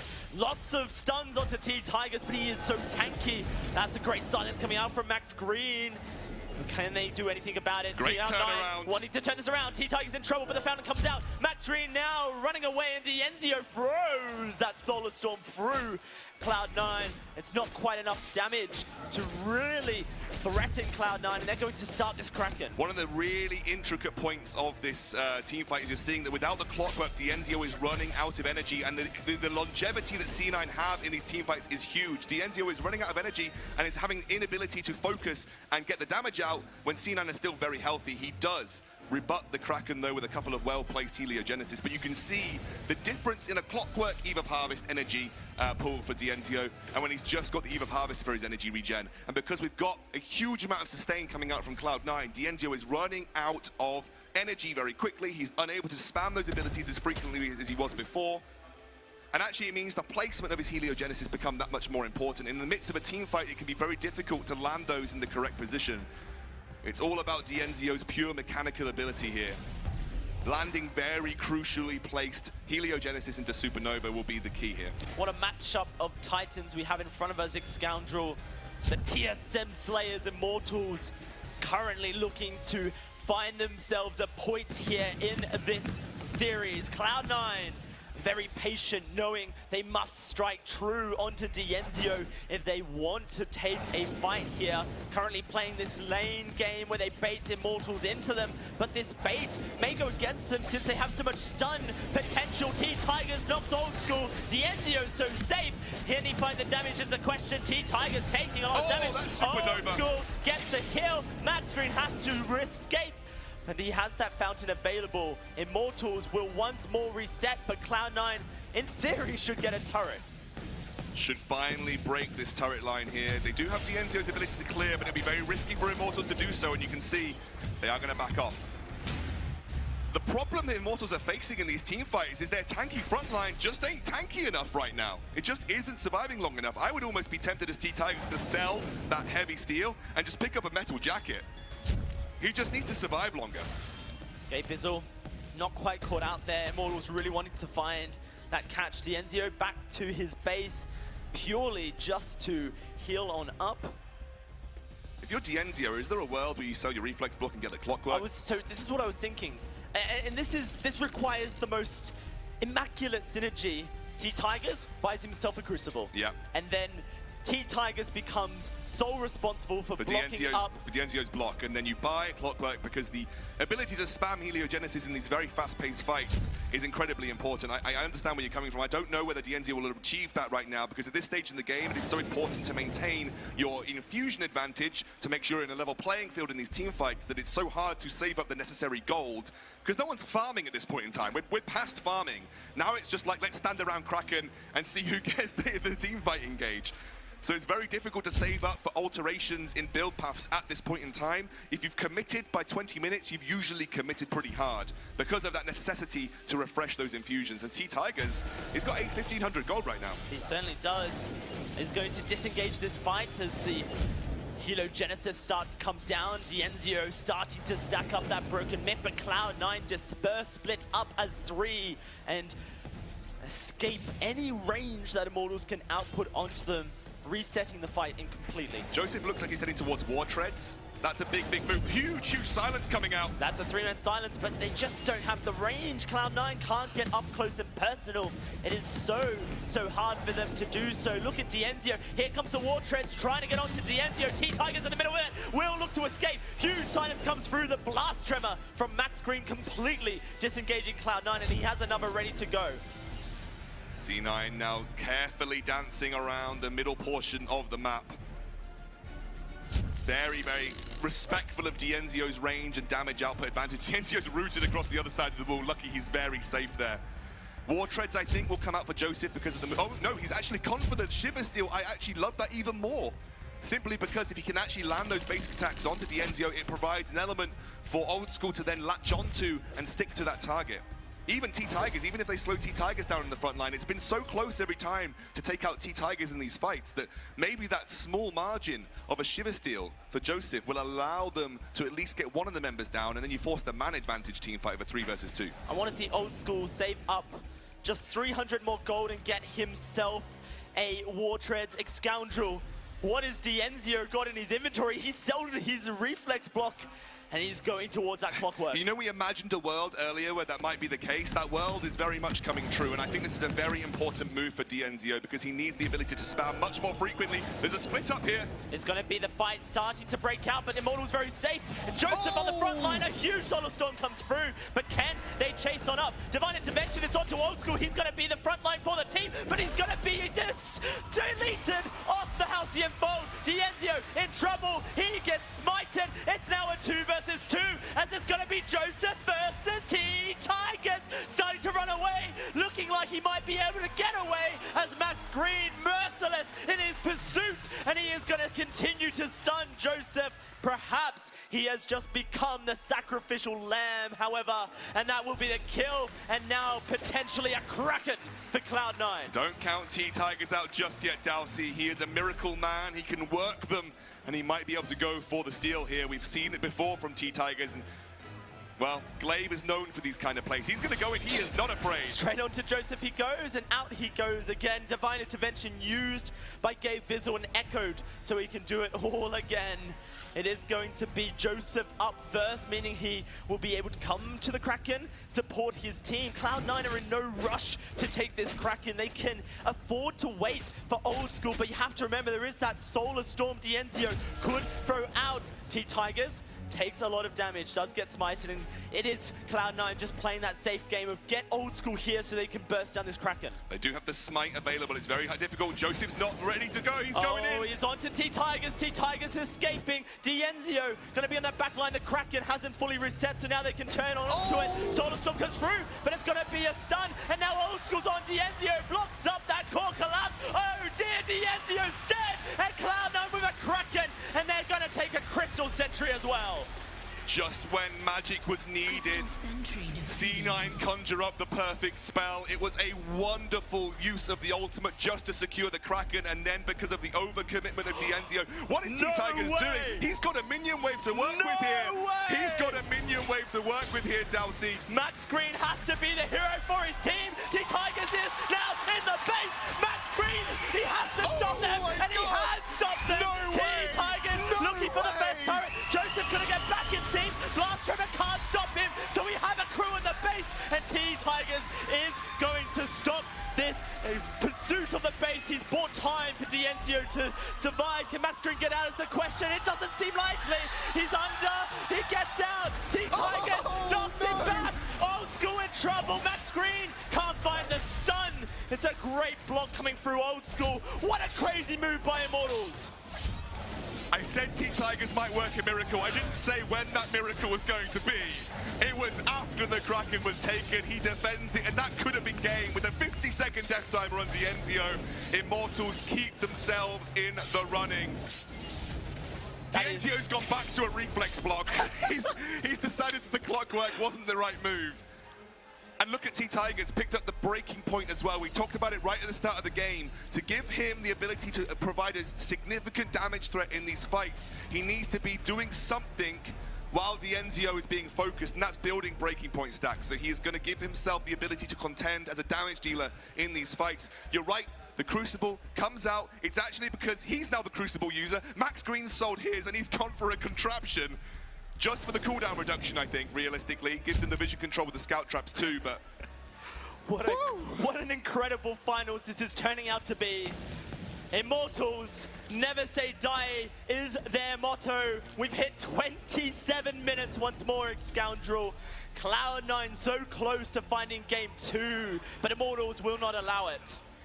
It's a game of millimeters right now because one wrong foot spells a loss for either team.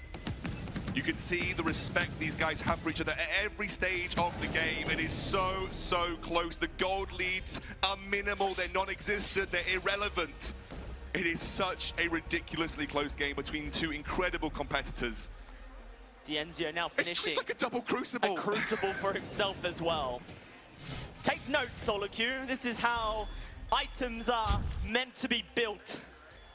Don't take those solo queues. It's a fight breaking out in Scoundrel. Dienzio, is he trapped? Is he in trouble? That's the question. Core collapse himself. It's a huge knockup. Solar Storm's gonna rip on through. It's Old School completely untouched. And Dienzio's in trouble. Joseph looking for the kill, but they stun it. They get him out. Can Dienzio keep on running? Is the question. He is trapped. It's Joseph charging forward. Joseph will find the kill. And now T-Tigers having to escape Old School. Afterburns away. He's safe. But that Kraken, she's respawned. And we're back to base. Cloud9 to take a Kraken. Immortals have one final hurrah here. Dienzio should be back up by the time that Kraken wanders her way down. I love what Max Green is doing. He's clearing the wave to make sure that there isn't that excess pushing ability for Cloud9, and there's a big wave stacked up for Immortals as well. Wait a second. Look at T-Tigers. Look at T-Tigers. He might be going for an incredible backdoor. There's scout traps. There's scout traps. He's going to be spotted. He has to make sure he doesn't die. Kraken is unleashed. But they bought time. Yes. They've bought time, and that is the most important resource that they need right now to get Dienzio back up. You're right, that was a misposition from Dienzio and Immortals. They got caught out, and Cloud9 clamped on that opportunity. Dienzio, unfortunately, does not want to be stuck in the middle of a melee brawl, and was unfortunately stuck there. You know, he sustained a huge amount. Celeste can do that. Supernovas were hitting multiple people. She had the massive ultimates, but it's just not enough against that damage reduction from I Love Joseph as well. Here we are at Scoundrel. Kraken pushing into Immortals base. This next team fight could just about decide the game in both directions for these two teams. Immortals have to defend the Kraken at half HP. And Old School's not! He's stunned! He is going to get out for one! A heal comes through, 1,000 coming through from Gabe Vizzle. Dienzio now has to keep T-Tigers alive, who's silenced on up. Max Green trying to provide the feeling, but they've taken down the turret, and Dienzio is dead! Now Cloud9 can take down the base. There's nothing T-Tigers can do. He just doesn't have the damage.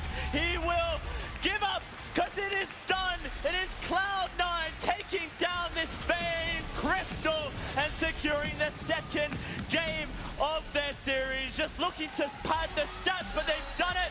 Another giant battle, but a Cloud9 victory. The series looks like it's one-sided, but it is anything but. All of these games have been some of the most ridiculously close affairs that I have ever seen in Vainglory esports. Two teams match, and look at the faces of Cloud9. Their reactions, their expressions, they tell you everything that this series encompasses. It is hard, sweaty work. Cloud9 are one game away at Scoundrel. One game away for being the first ever back-to-back Vainglory a Unified Live champions. First it's London, maybe it's Los Angeles next. What a fantastic series. Joe Munchables, what do you have to say? This series is absolutely insane. I thought the Immortals TSM series was going to be the best of the day. We are already an hour of gameplay in, and we're only just at the end of game number 2. Cloud9, though, taking a 2-0 advantage. It was on the edge of a knife once again. Immortals so close to taking it, but still so far as well. What? I mean, I don't even know where to begin with this one. There's so much going on in this game. From the early game where Immortals came out of the gates like a cannon and found themselves so many opportunities in the early game, to Cloud9 coming back, to Cloud9 looking like they were going to take it easily, to T-Tigers single-handedly saving the game. Yeah. It was unbelievable. I don't even know like how we can even fully appreciate what we just saw. Let's start with how the game actually began, how we got to that mid and late game stage, because Immortals started off incredibly strong, Speecher. Yeah, they had a super early game aggressive lead, 3-1 kills and 1K gold lead before the 8-minute mark, and then Cloud9 actually infuses around the 8-minute mark and get a gold mine off that, but they actually technically wasted infusion because it was 2 double infusion from Old School and Joseph, so that's why during the 8 to 10 minute mark, Immortals didn't want to make any plays, but they needed to seal the deal before Gabe got his Echo and his Shatterglass. His ultimates were doing 1,000 heals, and they could not secure a kill. And I think, honestly, if they cannot secure a game against Cloud9, they need to just ban the Grace if they get to late game like that, because Grace is just way too strong late game. It's so difficult to deal with, and we have a replay that I'm sure everyone at home is wanting to see again. T-Tigers single-handedly saving the game from his team, but it's off the back of this team fight. Yeah, it was D'Enzio getting hit by that from Hill's Heart. Well, he didn't have the reflex block, which is a whole nother topic we have to get into. But they get that kill. They're able to turn, take the Kraken. But when they have the opportunity to push in with Kraken, a 50-second death timer on D'Enzio, if they're able to just shove in with the Kraken, this game is over. But they can't as all three because T-Tigers makes this decision to go down the lane. Max Green delays the recalls just long enough for T-Tigers to become a serious threat in the base. They tried to get the Catherine back, or the Grace back, just to stop this push. But he was stopped, so it had to be the Krull. It had to be this target that could have done work on these turrets with the Kraken that had the recall. The blast tremor from Max Green there, so close to stopping the recall from Isle of Joseph. Look at that Max Green, jeez. But look at that, the heal just, Old School just wouldn't die. The Divine Intervention just saved him so many times. And that's without a Shatterglass. Once he had a Shatterglass with an infusion, 1,000 heal with 50% or 60% damage reduction due to the Shatterglass is just way too powerful in the late game. Yeah, and then the fact that you can use it, echo it, and then it comes off cooldown again later on, because these fights were lasting so long. And that's kind of a story of what this tournament has been all about. We've had so many fights that are lasting well over a minute in duration. And a lot of these fights were lasting so long because of the itemization. And this is something that is the first time it has happened all weekend long where no heroes in the game were even looking towards getting that fourth offensive item. And that just goes to show the level of respect these players have for each other. They know that they need those defensive itemizations and they can't afford to forego that. And unfortunately for the side of Immortals, that sort of decision ended up actually costing them a bit because they couldn't finalize those kills, but they needed to have that defense because of the double weapon composition into the Celeste. Can we just talk about the fact that on this side of Immortals, there were 2 Crucibles in the lineup, and neither of them were on Max Green. This is something that it's not a common occurrence, but it definitely paid off for them in some situations. Yeah, I didn't think Crucible, I mean, Zio, I thought should have just went Aegis. It actually gives a little more defense. I know effective HP with armor, but Aegis actually gives you armor as well. They did not have a Bone Saw, so I thought that, you know, Aegis may have been better, so Zio would have lasted on, because Cruel Smite does a lot of damage. There's close to 700, 800 damage if you don't have a lot of CP, especially when he gets like 8 stacks on you. So I think that itemization could have been a little better. I like T-Tigers having the Crucible, though, to make sure that Zio doesn't get stunned by the Grace Holy Nova. And Gabe landed some clutch Holy Novas. And honestly, Gabe really carried that game. You know, he was able to block Sciences and land some really important Holy Novas onto T-Tigers and Catherine, disabling them from basically helping Pew for Zio. I mean, coming into this tournament, everyone was saying Gabe is this captain with incredible mechanics. He's been playing exceptionally, and he has absolutely lived up to his reputation here on this stage. And also, Old School as well on this Fox. I feel like he is this threat that you just have to respect at this stage, because he is dancing around these fights like nobody's business. I like the Grace ban here. That's really, really solid for Immortals, because honestly, they won with Grace twice. So I think taking Grace away is going to help them hopefully have some better fights in the late game here. And they need to find some way to deal with what happens when these fights go incredibly long. Banning away the Grace, I think, was a great first step. They obviously are going to ban away the Batiste so that they don't allow the Catherine Batiste to go over. But now we have D'Enzio likely to have this Adagio, and I cannot wait to see D'Enzio versus Old School with either of them being on the Adagio, but especially D'Enzio taking it this time. This is going to be one heck of a matchup. The Catherine was the first pick up there for Cloud9, and it dictates the Batiste ban from the side of Immortals. And now Cloud9 deciding what to ban for themselves. Yeah, and here I think they're going to decide to potentially ban away Glaive and not give Adagio Glaive. But if they do that, then Immortals will probably take a Black Feather. Yep, so hopefully Immortals takes out the Black Feather here. because honestly, they're not going to pick Lyra, they're not going to pick Arden, they're not going to pick Finn, etc. Blackfeather would be a solid pick here, but instead they're going to go for the Lyra and just leave it open, I guess, for the side of Cloud9. And once again, we're going to see one of these double heal compositions coming into play. However, Vox is still on the cards. So is things like Fortress. Obviously, Fortress alongside a Catherine not going to be too likely, but definitely the Mortal Wounds are going to be available for Cloud9. Yeah, they can probably do Fortress Vox or Koshka Vox. I think will potentially come out. Vox is pretty good into the Poison Shift here for sure. Yeah, and obviously we know Cloud9 more than happy to go to the Vox. They've already pulled it out a couple of times this weekend. They've pulled it out plenty of times in the regular season, so I would very much expect to see the Vox come out just to get those quick Mortal Wounds applications for anyone who... Oh, they're going to go with Celeste. That is really risky because Lyra Portal onto a Celeste is extremely dangerous, and we've seen Immortals just execute that so well against TSM. So now if they pick Cruel here, Immortals will just pick up the Blackfeather, and we've seen T-Tigers on Blackfeather. He can beat a Cruel pretty handily, so I think they're going to probably pick the Cruel because if they don't pick Cruel, they're going to give it Immortals, and that's even worse to face because Cruel on his Celeste, as we've seen Joseph do, was just devastating. Here goes the Blackfeather pick, and I think Immortals hopefully will take this comp away. And while it won't be as effective at applying the Mortal Wounds as a Vox, the Krull can still apply the Mortal Wounds by getting a Poison Shiv, but this Blackfeather pick could be extremely influential in this game. This is going to be an absolute brawl with the two major carries going to be in melee range, and then the Celeste and the Adagio on the backline trying to dish out the damage themselves. This is going to be what it all comes down to for Cloud9. If they can take this game, they will be back-to-back champions in the Western Hemisphere. Immortals do not want that to happen. They want to kick off a reverse sweep. They want to keep themselves in this series. It's going to be so difficult. Look at this. Across 2 games, 88,500 damage coming out from Old School. That is a ridiculous statistic to be boasting. Let's see how much he's got after this 3rd game. It's time to get on into this one. An amazing series, Scoundrel. Game 3 on the horizon. Cloud9 1 away from becoming back-to-back champions. Can Immortals come back?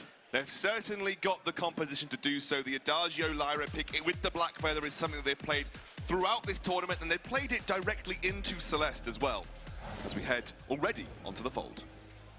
Wow. It is almost a loss of words, Scoundrel, to describe this series, other than just 2 of the most fantastic North American teams butting heads. Max Green in trouble, but look at Dienzio's damage. It will just be Joseph getting the first blood nonetheless. A Spectral Smite comes through, and Cloud9, I believe, finding their first blood of this series. So Immortals have made that same move over and over again, usually as a trio, but this time tried it as a duo. Fool me once, whatever. Fool me twice, shame on you, and it's not going to happen the 3rd time, is it? So, you know, they caught him out. They caught out that Immortals early move, and it was very well placed from C9. They knew what was going to happen. Immortals have tried it every single time and got away with it. This time they do not. Let's talk about this Adagio for Dienzio. It has been so influential throughout this entire weekend, paired with T-Tigers on this Blackfeather. It's almost becoming a signature pick for Dienzio. It's funny because I talked to Dienzio about this in between his semi-final and his final sort of appearance, and he said, you know what, I don't even like playing Adagio. It's become my signature pick, and it's the same with Old School. They both don't really like playing him. They'd rather play something else, but they're so good with Adagio, and it works in so many compositions for them that they almost are sort of required to do so. It's going to be a stun coming down onto Max Green. Joseph was kind of in range from the Tri-Bush with his passive can charge on over, but it isn't going to be an execute Cloud9 currently looking for. They've already got that first blood Scoundrel, which means that they have the opportunity to allow Old School now to farm up and scale up on this Celeste. But this Immortals composition is almost an anti-Celeste composition. What they usually do is they allow T-Tigers to deliver a Gift of Fire, they give him the Agent of Wrath, and then they have the sustain with that Lyra Sigil, as well as the ability to restrict Old School's movements with the Bright Bulwark. And they are able to just basically barrel in and delete Old School. That's kind of how they've played this composition into a Celeste over and over again. A lot of it relies on T-Tigers hitting item spikes very quickly, which is why you're seeing him stray away from the action and focus on farming. He's going to go for the Sorrow Blade first as well. Oh, Dienzio, Max Green, they're in so much trouble. Cloud9, my though, goodness. weren't interested in sticking around. Old School, a single auto attack from him would have been the difference to find that kill. So usually T-Tigers works towards his Sorrow Blade. There is a cause where some people have gone the Tension Bow.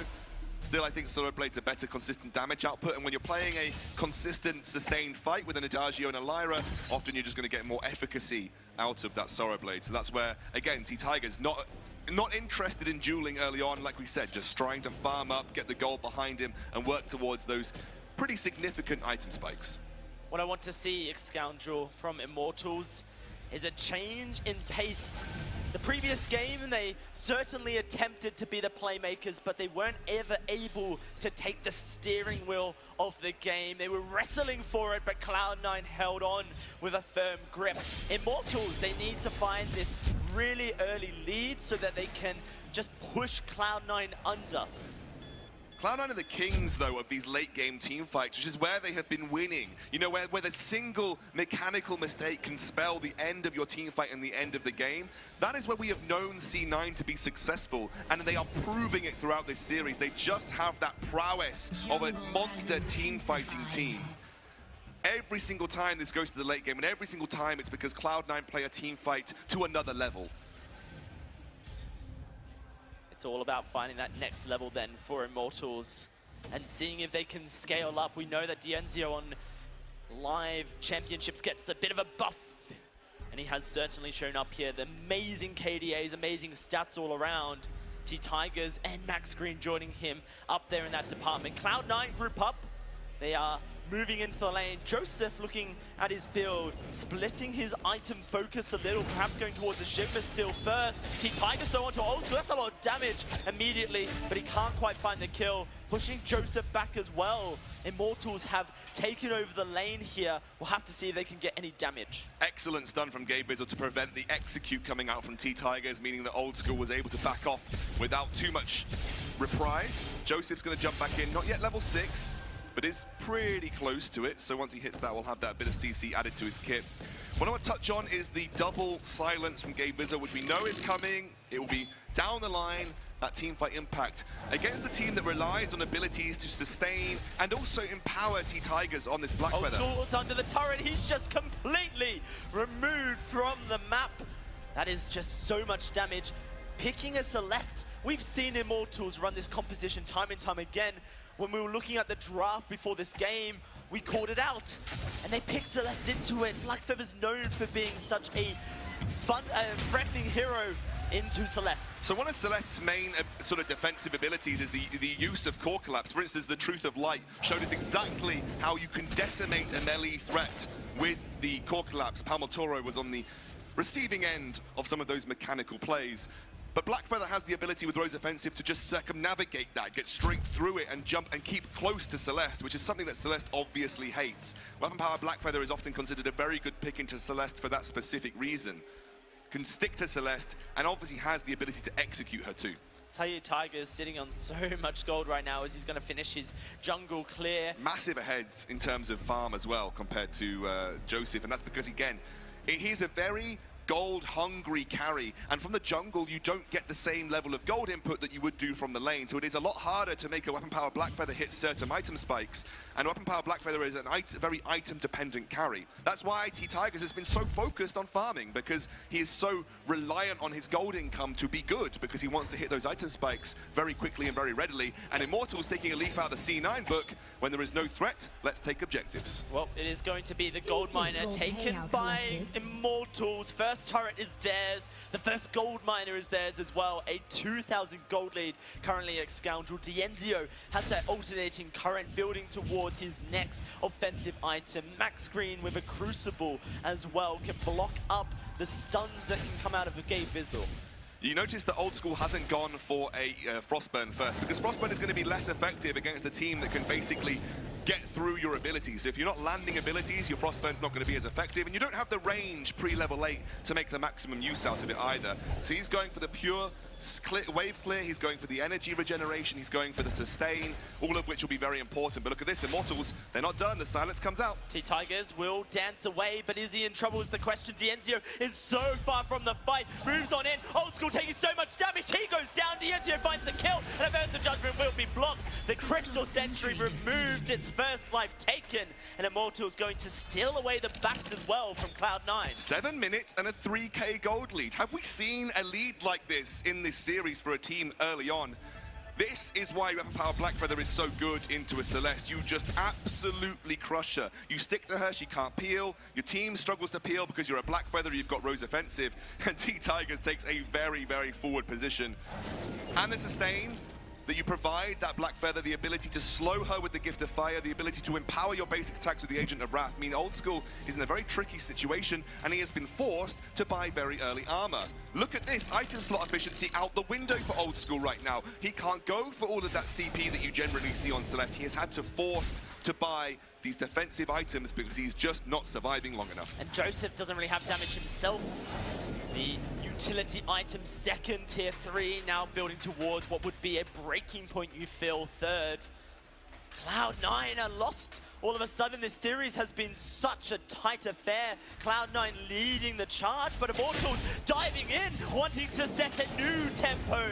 Gabe Vizzle will be okay under the turret, and Immortals haven't quite found the engage onto Old School that they wanted. They can stick around if they want and really bait Cloud9 over to the jungle where the Crystal Sentry lies. Now the Crystal Sentry going down, and you might wonder why they're putting so much focus on the Crystal Sentry. With a team that will want to chase, they're going to limit the area. Oh, wait a second, Old School a little bit far up here. Yeah, T-Tigers dives on in. That's going to be a huge slow, but a good stun for collapse onto T-Tigers. He gets smited. Old School throws that Solar Storm towards Dienzio, who gets silenced by the Blast Tremor, but Cloud9 are in no position to chase. Good defense from Cloud9 though. Use the Rose Offensive to close the gap instead of dodge the CC, and the really nicely timed and placed CC from C9 kept T-Tigers out of the fight and Old School safe.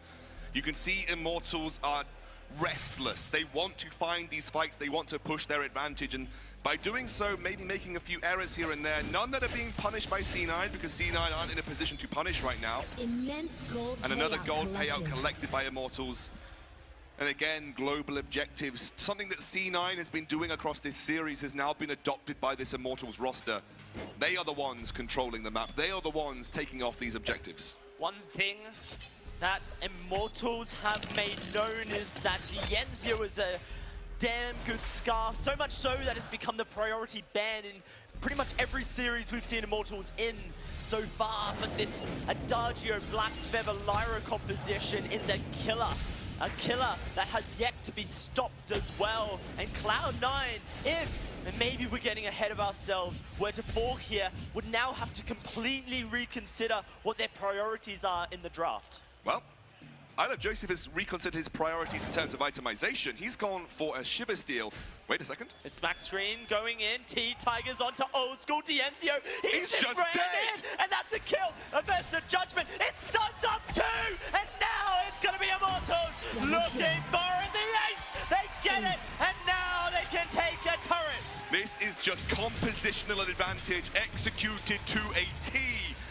Immortals won the draft, and you can see it paying off right now. Old School already respawned. The timers are so quick as the choke point turret goes down at 11 minutes. This is an 8,000 gold advantage for Immortals, the likes we have not yet seen in this final.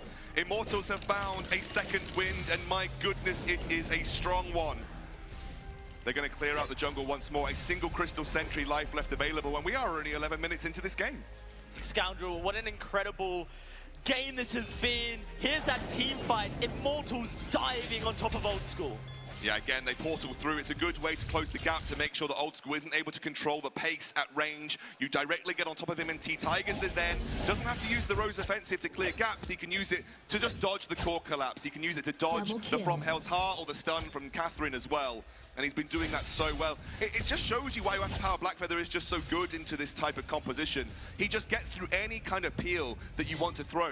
The Shiver Steel is there specifically to try and just slow him down. It's no longer an offensive item here for Joseph. It's just to slow down T-Tigers, to give some measure of space to Old School to back off. Not working though, because Road Defense is a darn good gap closing ability. Yeah, and Immortals are uncontested at the moment in their map control, taking down and eliminating a Crystal Sentry at 12.5. Well, C9's safe space on the map has now been taken away. That is what you do by eliminating Crystal Sentry this early. No longer can you retreat to your own jungle to try and win a team fight if you're behind. That safe space is gone. Immortals can chase you down to the ends of the earth, or the Halcyon Fold if we're going to be correct here.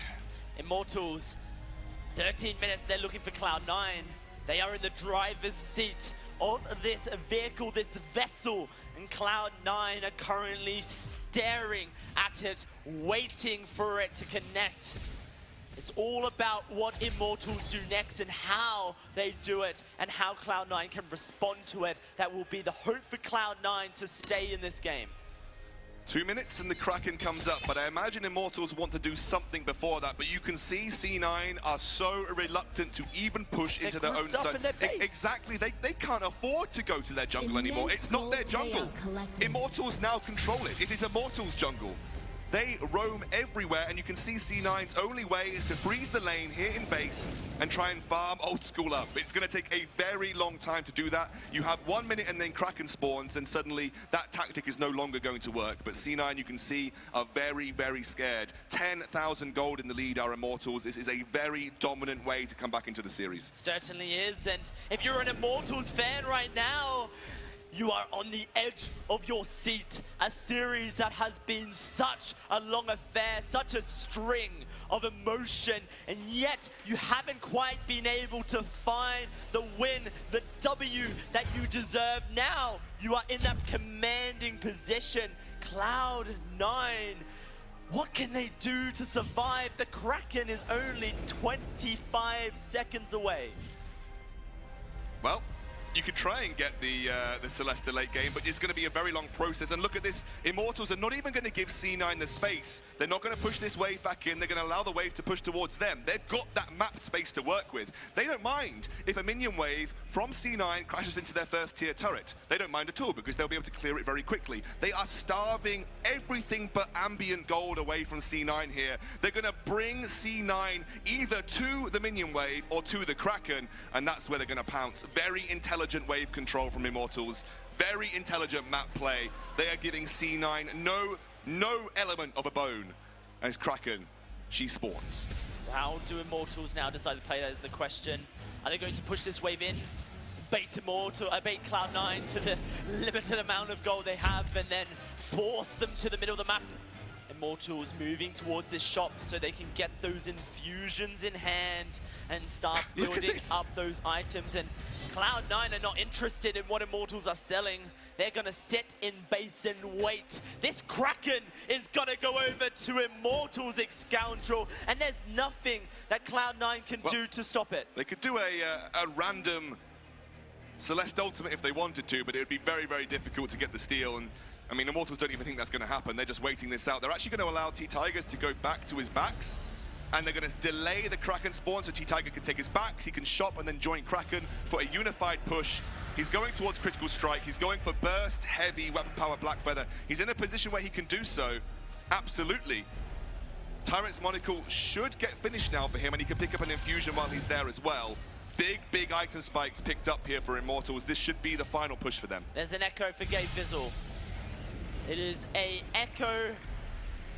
The only thing that they can do is silence up Immortals as they can't commit to a fight and blow up DNT or T-Tigers. But Celeste is the linchpin of this C9 composition. She doesn't have the item spikes to have the damage output necessary to even contend with Immortals right now. And Immortals are going to make a slow move towards these turrets. It has been calculated, it has been precise by Immortals, but the Kraken has now connected with the Vain Crystal turrets. T-Tigers will finish off the first, and Cloud9 are not even looking for the fight, trying to whittle down the Kraken's health bar, but here comes Immortals onto Old School, pushing him back.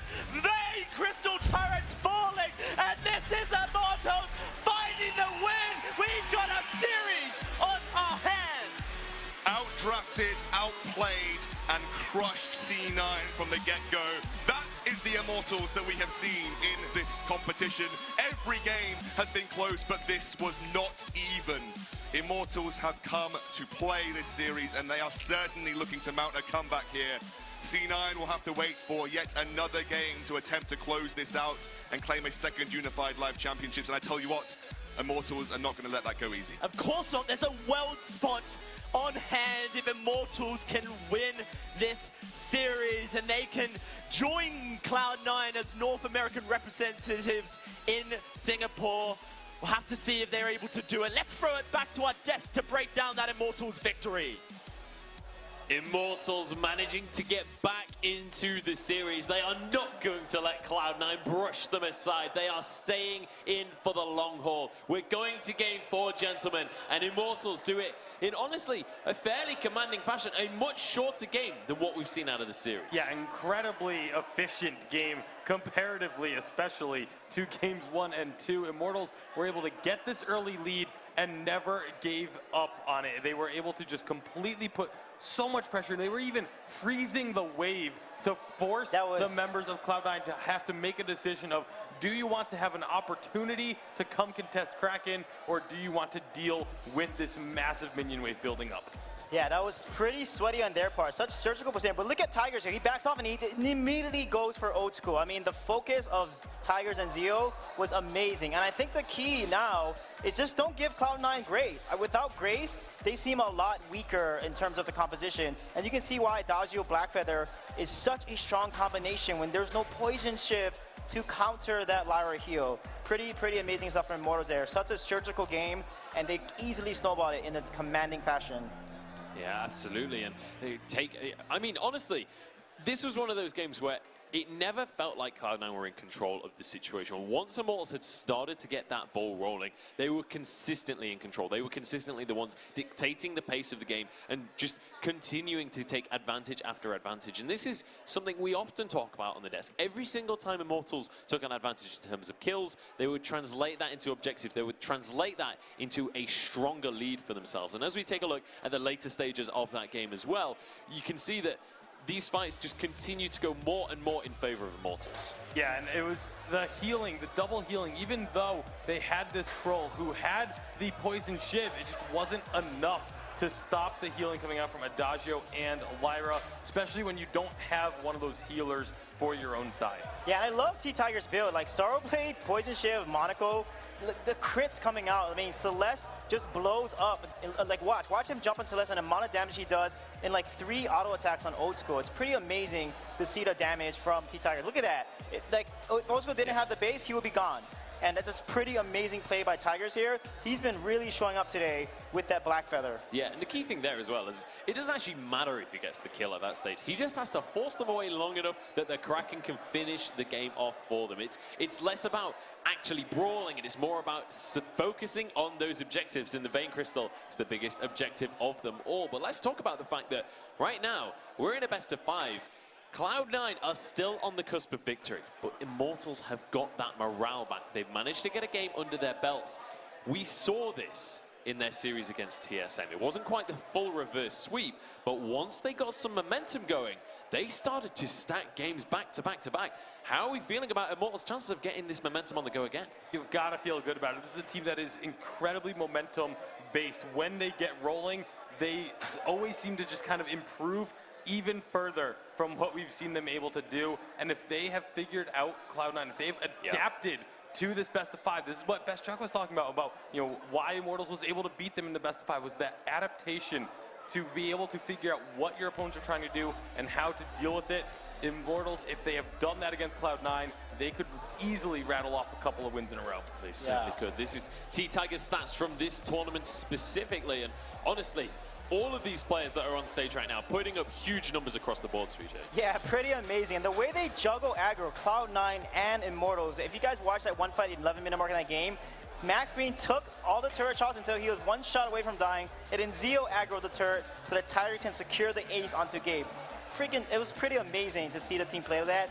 the pinnacle of competitive play from both these teams for sure. Yeah, absolutely. This is what everybody is here for. This is what we want to watch. These top teams in North America going head to head and making things happen. And you can see some more replays of game number 2 as well. This is where Cloud9 were able to take their lead in this series, but Immortals, this did not affect their morale at all, and you can see T-Tigers, this was one of his absolute highlight plays. He has been a highlight player, not just of the game, but of this entire series. He definitely has. I mean, he's such a smart player. This is I think maybe it translates from his competitive chess career or something, but Tigers is just so smart. He just knows the enemy team's rotation. He knows what he needs to do. I think he does need to taper down on the over-aggression, though.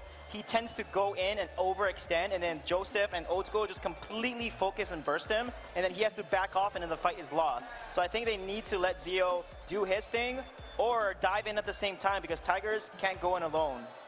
Yeah, he certainly can't. And I mean, Vainglory is a team game after all. And when you see situations like that, when you see players like Tigers just pull off a one-man play that saves the entire game, you can do nothing but applaud at that stage. Yeah, I mean, it's been absolutely a joy to watch. All 6 of these players, I mean, even beyond that, all other teams here too, but specifically these 2 have been incredible to watch.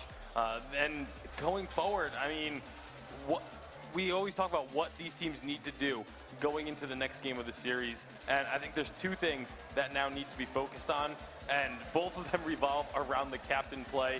I think for one, Grace needs to be banned, 100%. Grace cannot be allowed to be played by either of these 2 teams, and 2, the Adagio-Lyra combination needs to be broken up. With the Poison Shiv nerfs that hit on update 2.7, that was a indirect buff to the healing, because Poison Shiv is just nowhere near as popular any longer. And so a lot of these double heal compositions, we're seeing the effects that they're able to have. Yeah, it's not that Poison Shiv is like been removed from the game. It's still an effective item, but it's not as effective. You don't get that same kind of bang for your buck that you used to before the nerf. Yeah, you don't get the same bang for your buck, and it's also making the heroes that used to prioritize that item aren't being used as much. Like the Vox is not as prevalent, and that's the most effective Poison Shiv user in the game, because he can apply a Poison Shiv with a basic attack and a Sonic Zoom. So that's one of the big reasons I feel why these double heal compositions haven't been coming through. Black Feather was another one of the big Poison Shiv applicators out there, and he isn't using the Poison Shiv as effectively or as being played as frequently into the double healers. Usually he's the one that's with the double healers now. Yeah, so let's talk a little bit more about what we expect to see in the draft. One of the players had just nipped to the toilet, but I believe they are back again now, so we're going to be able to kick this one off. What's the expectation here? Because it feels like, on the back of this one, now that Grace is being taken off the board... Grace's thing, and they take Scarf here. Yeah, so Scarf and Grace, kind of the comfort picks being taken off the board for either team. Immortals going to immediately lock in Adagio. Cloud9 should take Lyra here, either take it or ban it. I would like to see them take it just to have that healing. The healing has been so strong for both of these teams, just to be able to make these fights last that little bit longer. Yeah, it's such a good pick by Immortals there, first picking the Adagio. So now Cloud9 has to think, should we take the Lyra here or take the Cap? Wow, they're going to take Cap and say, I think they're going to then ban Lyra and enforce Immortals to ban Batiste here.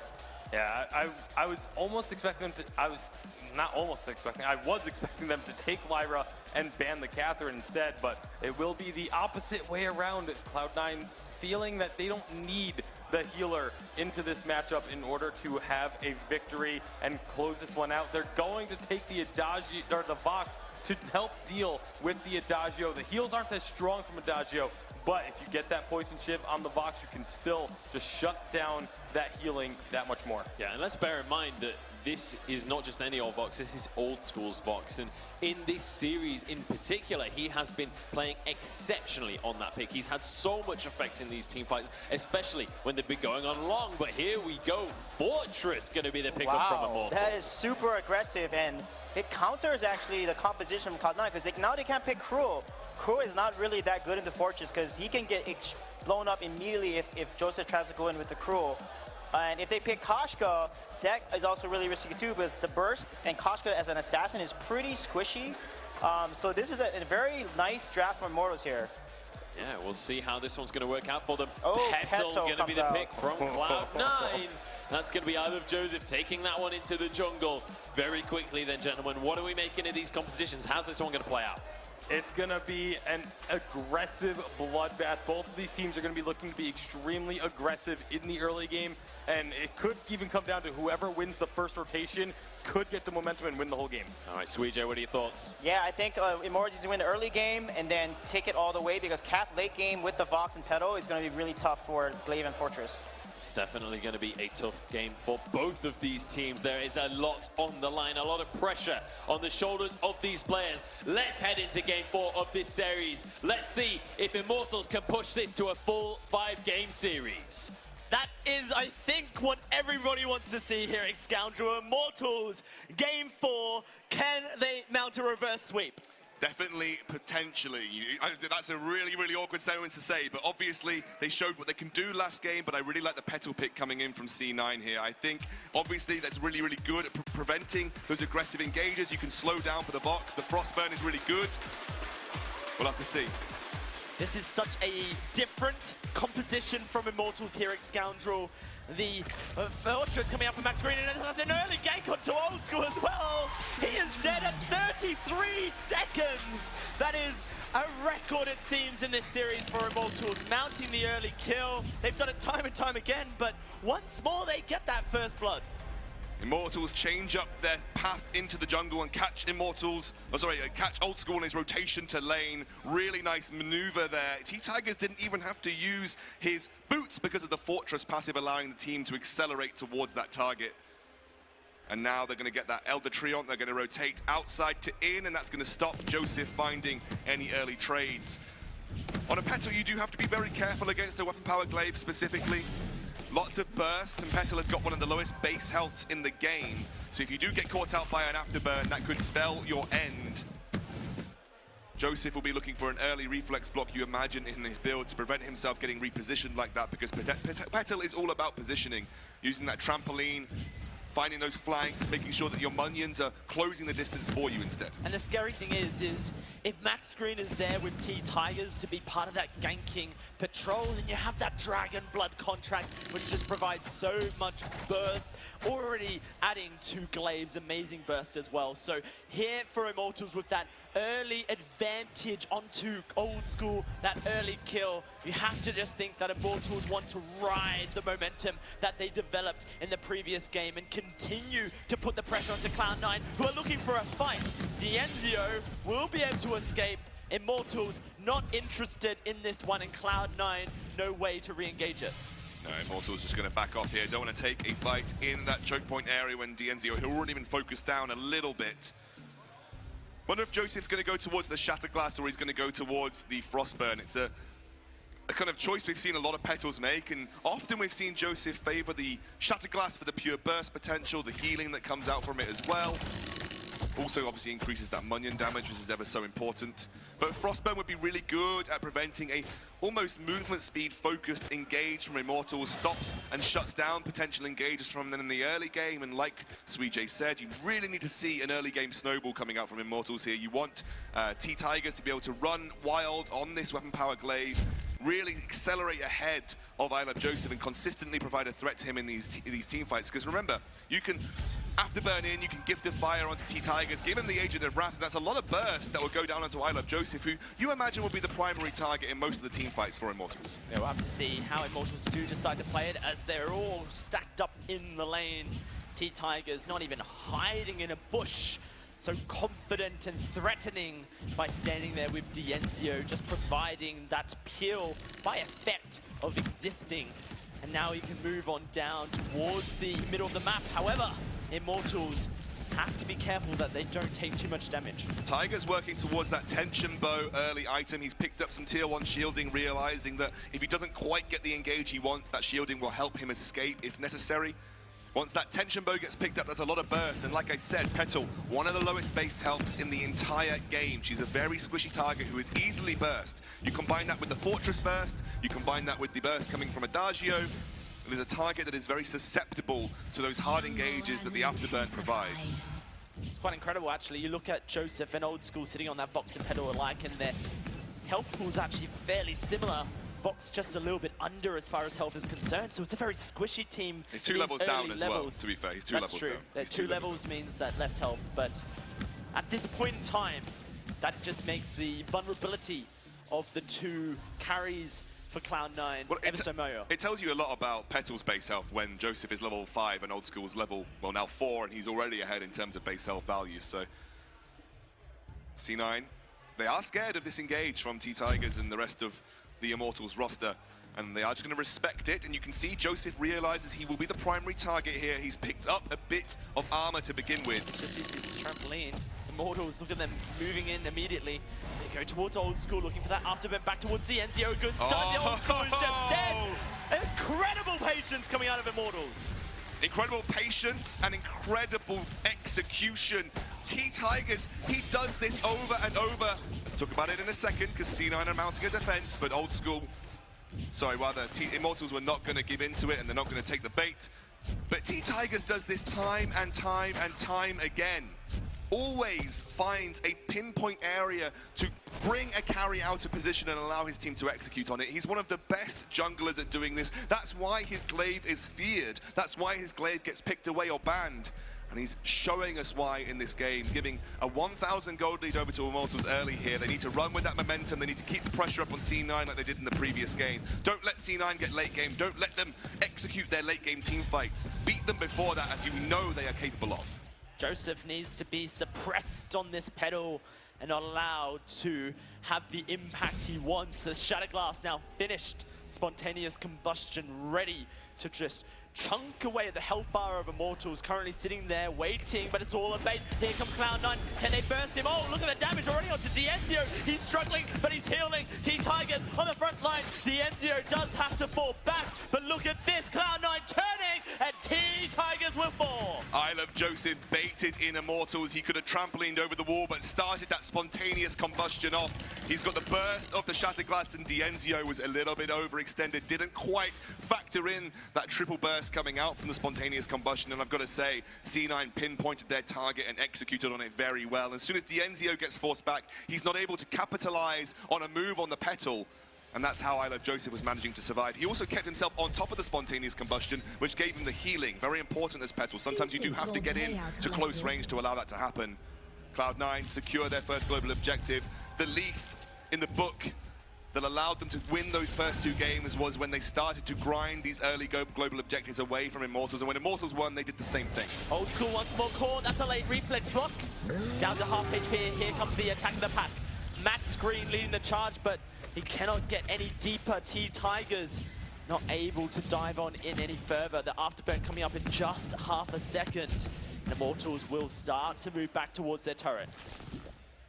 1 Minion explosion and a scout trap was enough. Wait a second. Gabe Fizzle moving on in. T-Tigers has to use that afterburn defensively. Once more, Max Green holding onto his fountain as a captain. He has the Life Spring passive. He can heal himself. Means he doesn't have to burn it early. C9 have held on really well here, enough so that with that gold line, they have taken the gold lead. And remember, as a Petal and a Vox, you're going to scale up very nicely. The control of the team fights is going to go in your favor. Sustain is there, and they might even be going for this first turret. Petal is a monster at this. T-Tigers has boots, he's gonna pop them, here he goes! Great stun onto him, disengage the fight, Gabe Fizzle, and now they can look to turn. D'Enzio, he pops the burst of judgment. Old School takes a lot of damage, but he will be okay. And once more, stalemate on the turret. There's those spontaneous combustions. The so turret much falls. damage! That's a kill as well! Gabe Fizzle will stun Max Green. Max Green, can he escape? Yes, he can. T-Tigers, risky, trying to secure his jungle. Joseph doesn't seem to like that. Unlucky though, won't be able to get the kill. Really good moves from C9 early on here, taking back those advantages that we know that they can gain.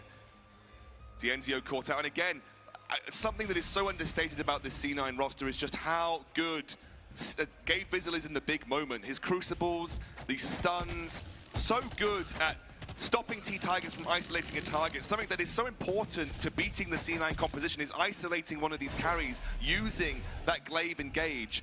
And Gabe Fizzle shuts it down with the stun at the right time. He always saves it to stop that glaive from finding that ability to, find an Old School and push him into the team, or find Joseph and do the same thing. Gabe providing that steadfast presence that we know that he provides for C9. A massive impact for the team. The Enzio in a bit of trouble here as Joseph going to do a lot of damage. The Enzio gets bursted. T-Tigers dives on in, but Immortals cannot continue this chase. Cloud9, so much damage when Immortals does go in. Every Vainglory player under the sun will know how relentless a Petal can be when she gets the ability to chase you down. If you don't get the jump on Petal, she will make you pay for it. And Joseph has been doing that by being aggressive. He's been doing it by starting these fights off with that spontaneous combustion onto the right target, using the extended range of his basic attacks from a trampoline to make sure that his minions do focus that target. And then that gives them the front foot. And when Petal has the front foot, you can't then turn and try and burst her. And that's when Petal thrives. The chase down of Petal is so devastating if you leave her to her own devices. T-Tigers playing aggressive. Immortals just can't do that. And let's talk about this fortress for a second, Excountal, because Immortals, they rely on aggression to make their composition work. Oh, absolutely. They need to find the engages. They can't sit back. They've got a pretty good counter engage, so they can find that if necessary. Attack of the Pack is very good if C9 looks at the engage and they choose to turn it around, but often with Fortress, you want to be looking to consistently press your advantage, and right now Immortals are not finding that opportunity. Immortals looking to re-engage. T-Tigers goes in, takes a lot of damage. D'Enzio is silenced on up. Old School moving forward. Oh, the damage! That's going to be D'Enzio going down. T-Tigers next, and only Max Green left alive. Joseph charging, looking for the kill, and Max Green looking like he will go down. It's an ace for Cloud9 in a game that is match point, and the turret will be theirs. The championship title, the second championship title here for Cloud9 seems very much within reach. We talked about the early advantages that Immortals had in the previous game. Well, C9 are replicating that this time round. The Petal has been the perfect mediator, and Immortals just haven't had the ability to find that early aggression. Cloud9, they have taken over this game, Excountal. Immortals attempted to re-engage this fight, but they just couldn't. So T-Tigers realized that he could find an afterburn because he just got stunned, so he wasn't going to get that taken away from him. D'Enzio was not in a position to capitalize, however. They funneled into a choke point where the two silences were going to get maximum impact because they all ran through them. It's another fight breaking out here, Excountal. T-Tigers dives on in. T-Tigers gets bursted on down. The fountain comes out. He will survive. D'Enzio, not so lucky. Max Green, he's dead as well. Here comes Cloud9. T-Tigers is dead. Another ace, and Cloud9 looking to take a choke point turret. Ace after ace inches them closer to this championship title that Cloud9 feel that they oh so deserve. For a second time in a row, prove that they are not only the best in North America, but the best in the western side of Vainglory. They take the choke point turret. They take a massive commanding gold lead, and Immortals, a composition that really isn't going to play very well from behind, especially with the way that they have ended up building. No defenses really to speak of. They need to find that perfect moment, especially that the Glaive has gone for the Sora Blade the Sora Blade tension bow instead of the Poison Shiv, because he realizes that sustain is absolutely useless right now. It's all about the burst. If he can burst out this Petal, then yes, Immortals have a chance. If they can't, there's absolutely no way. And look at Joseph. Coat Plates has been finished, limiting those options of burst even more so. C9 have played a blinder in a game that mattered an incredible amount. Indeed. In the City of Angels, Immortals are now relying on a miracle, a expertly perfected team fight to take down Cloud9 and a chance to continue on and survive. But Cloud9, they are not a team to give up opportunities like this. Here comes the fight. Immortals looking for the engage. D'Enzio, his burst of judgment ran away from, and they just cannot get on top of Cloud9. Immortals very lucky that that didn't go the other way. They chose to back off, knowing that again, funneling into a choke point plays directly into this double silence composition. It's not something that we've had the chance to talk about because so much has been going on, but this is a very old school composition from C9. The Vox Catherine was something that's been tried and tested throughout Vainglory history because of that ability to chain your silences together. And with Echo, you get 3 silences, giving you complete teamfight control. And C9, when they're ahead, they know how to push the advantage. Their team fights are pinpoint perfect. The timing is incredible. It's a 6,000 gold lead, almost 7,000 Scoundrel. A minute, 50 seconds away from the Kraken. Joining us on the Halcyon Fold. And Cloud9 continue to maintain control. Immortals so desperate to make a move, make a play. They're grouping up. Cloud9 will not play into that. T-Tigers has only got one role right now, and that role is find the perfect afterburn and then do as much damage as physically possible to the target that is likely going to be Joseph. He will not survive if he doesn't make that play, and then C9 have found an engage. T-Tigers does get engaged upon, and look at the damage onto him. He's dead already. Dienzio, all on you, my pal. A big burst of judgment, but it's not enough to find a kill. The hill keeps him alive, but Joseph trampolines on forward, and Dienzio is a goner. It is Cloud9, the Kraken unleashed, awakened onto the Halcyon Fold, but they're going to backport and wait for the moment that is right to take the beast. Gabers was going to start it up, a refreshed and item spiked Cloud9 are going to make their way back to that Kraken pit. A single take of Kraken, you feel, will seal the deal. And if Cloud9 wanted to send a message that they very much deserve this title, not only for the first time, but the second time, this is a game that they've definitely sent that message. Immortals had that resurgence, they definitely outdrafted, they definitely outplayed, but Cloud9 are not one to rest on their laurels. And laurels, my friend, have not been rested on. They have not. There's the Kraken, unleashed by Joseph himself. 5-0 and 4 on this petal. He's just undoing the seams that is Immortals at this point. The Crystal Sentry has been eliminated. Immortals locked up in their basic Scoundrel, awaiting their fate. The Kraken marching down the lane. Right now, it would take a miracle for Immortals to find their way back in. A last-ditch attempt under those double vein crystal turrets, but C9 look like they are searching for it. Here we go. Immortals with the team fight. They need to win, but T-Tigers so low already. The silencers are there. Dienzio, can he output the damage? He's stunned on up. He's taken on down. T-Tigers next on the menu, and a fortress seems like a great meal for Cloud9. They have done it in Scoundrel. Once in London, twice in Los Angeles. Cloud9 to take down these Vein Crystal turrets, and they will once more show the Western Hemisphere that they are the best at Vainglory. Determination, concentration, skill, teamwork. Name a characteristic in this Cloud9 composition. Cloud9 team, they have it. They haven't changed their roster. They haven't needed to. These guys have proved that they are the best in the western side of Vainglory, maybe the best in the world.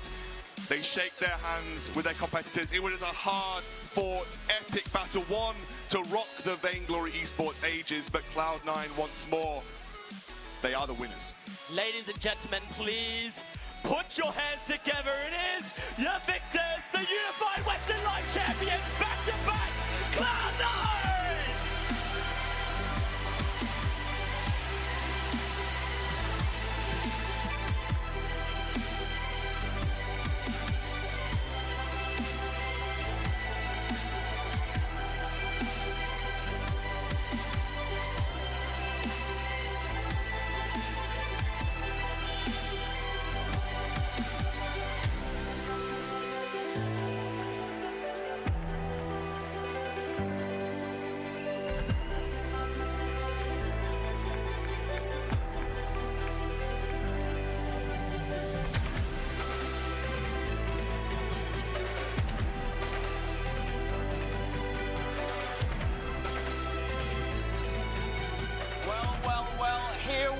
Again, not once, but twice, unified champions game.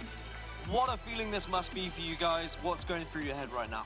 Honestly, I don't think I can comprehend it right now. Coming into the tournament, we didn't have much practice at all. So we felt really rusty coming into the games against Nova and Dynasty. But against Immortals, I don't know. We just brought it home. They played their asses off. I guess we were just the better team today. And now, online season, of course, you came into this second seed behind TSM. It was exactly the same in London as well. What is it about these live events that just excels for Cloud9? It's just being in person. We get that, person-to-person synergy. So once we come in a live setting, I think we play at least 10 times better than how we do in splits. Well, congratulations again. I think it's about time that you raise that trophy high above your head. Everyone, please, all together for our two-time champions, Cloud9!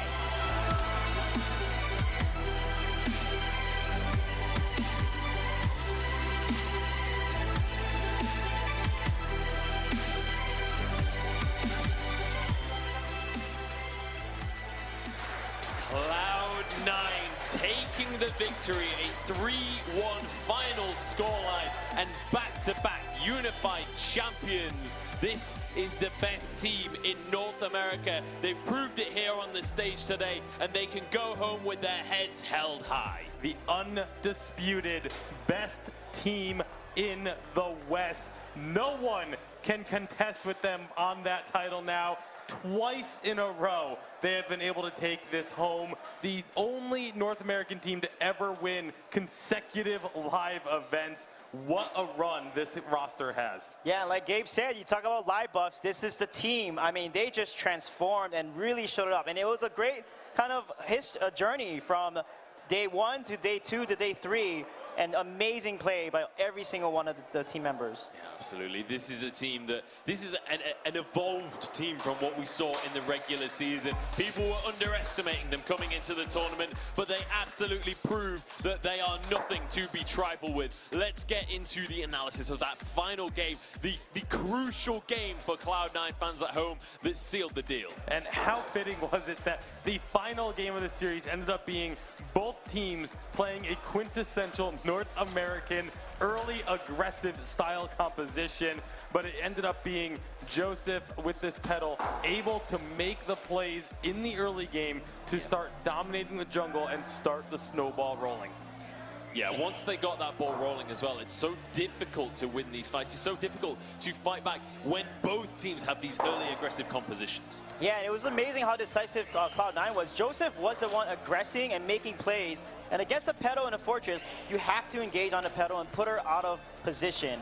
And Petal, you can see, is just so good into Glaive and Fortress. You can see why Petal counters like heroes like Glaive, Cruel, and Fortress. Because once Petal gets a Shatterglass and a Broken Myth, it's just that damage over time, and the ultimates that slow you just work so well into that composition. And Max Green, I don't know why, for whatever reason, he did not max his B, the Law of the Claw. When you max that, it actually does more burst damage and it slows the target. And I thought he needed to do that versus maxing the Truth of the Tooth, his A ability. Yeah, honestly, it's kind of poetic that a team like Cloud9 that is known for their calculated aggression plays kind of this classic North American composition, as you say, and uses that aggression to take the series. It feels like a very Cloud9 victory to me. And as we take a look at some of these later game fights that happened during that game, you could tell that the longer this went on, the further and further Cloud9 were ahead, and the more it felt like Immortals were in a trench that they just couldn't climb out of. Yeah, it was a little unconventional with the pedal pick,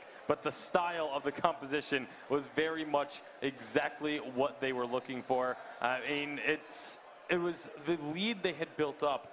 When you have a pedal that gets far ahead, that's one of the biggest strengths of a pedal is it is extremely difficult to come from behind against her because she's able to stay at such a long range. Yeah. And when you try and chase it, Scoundrel was talking about it during the game, you try and chase onto a pedal, or if you try and run from a pedal, either of those situations are where pedal excels. And if she has that lead, she's just going to be melting you down the entire time, and it is so oppressive to play against. Yeah, and this wasn't even the classic like Frostburn pedal where you can chase them down forever. This was just pure damage coming out from Isle of Joseph, and it paid dividends in this game.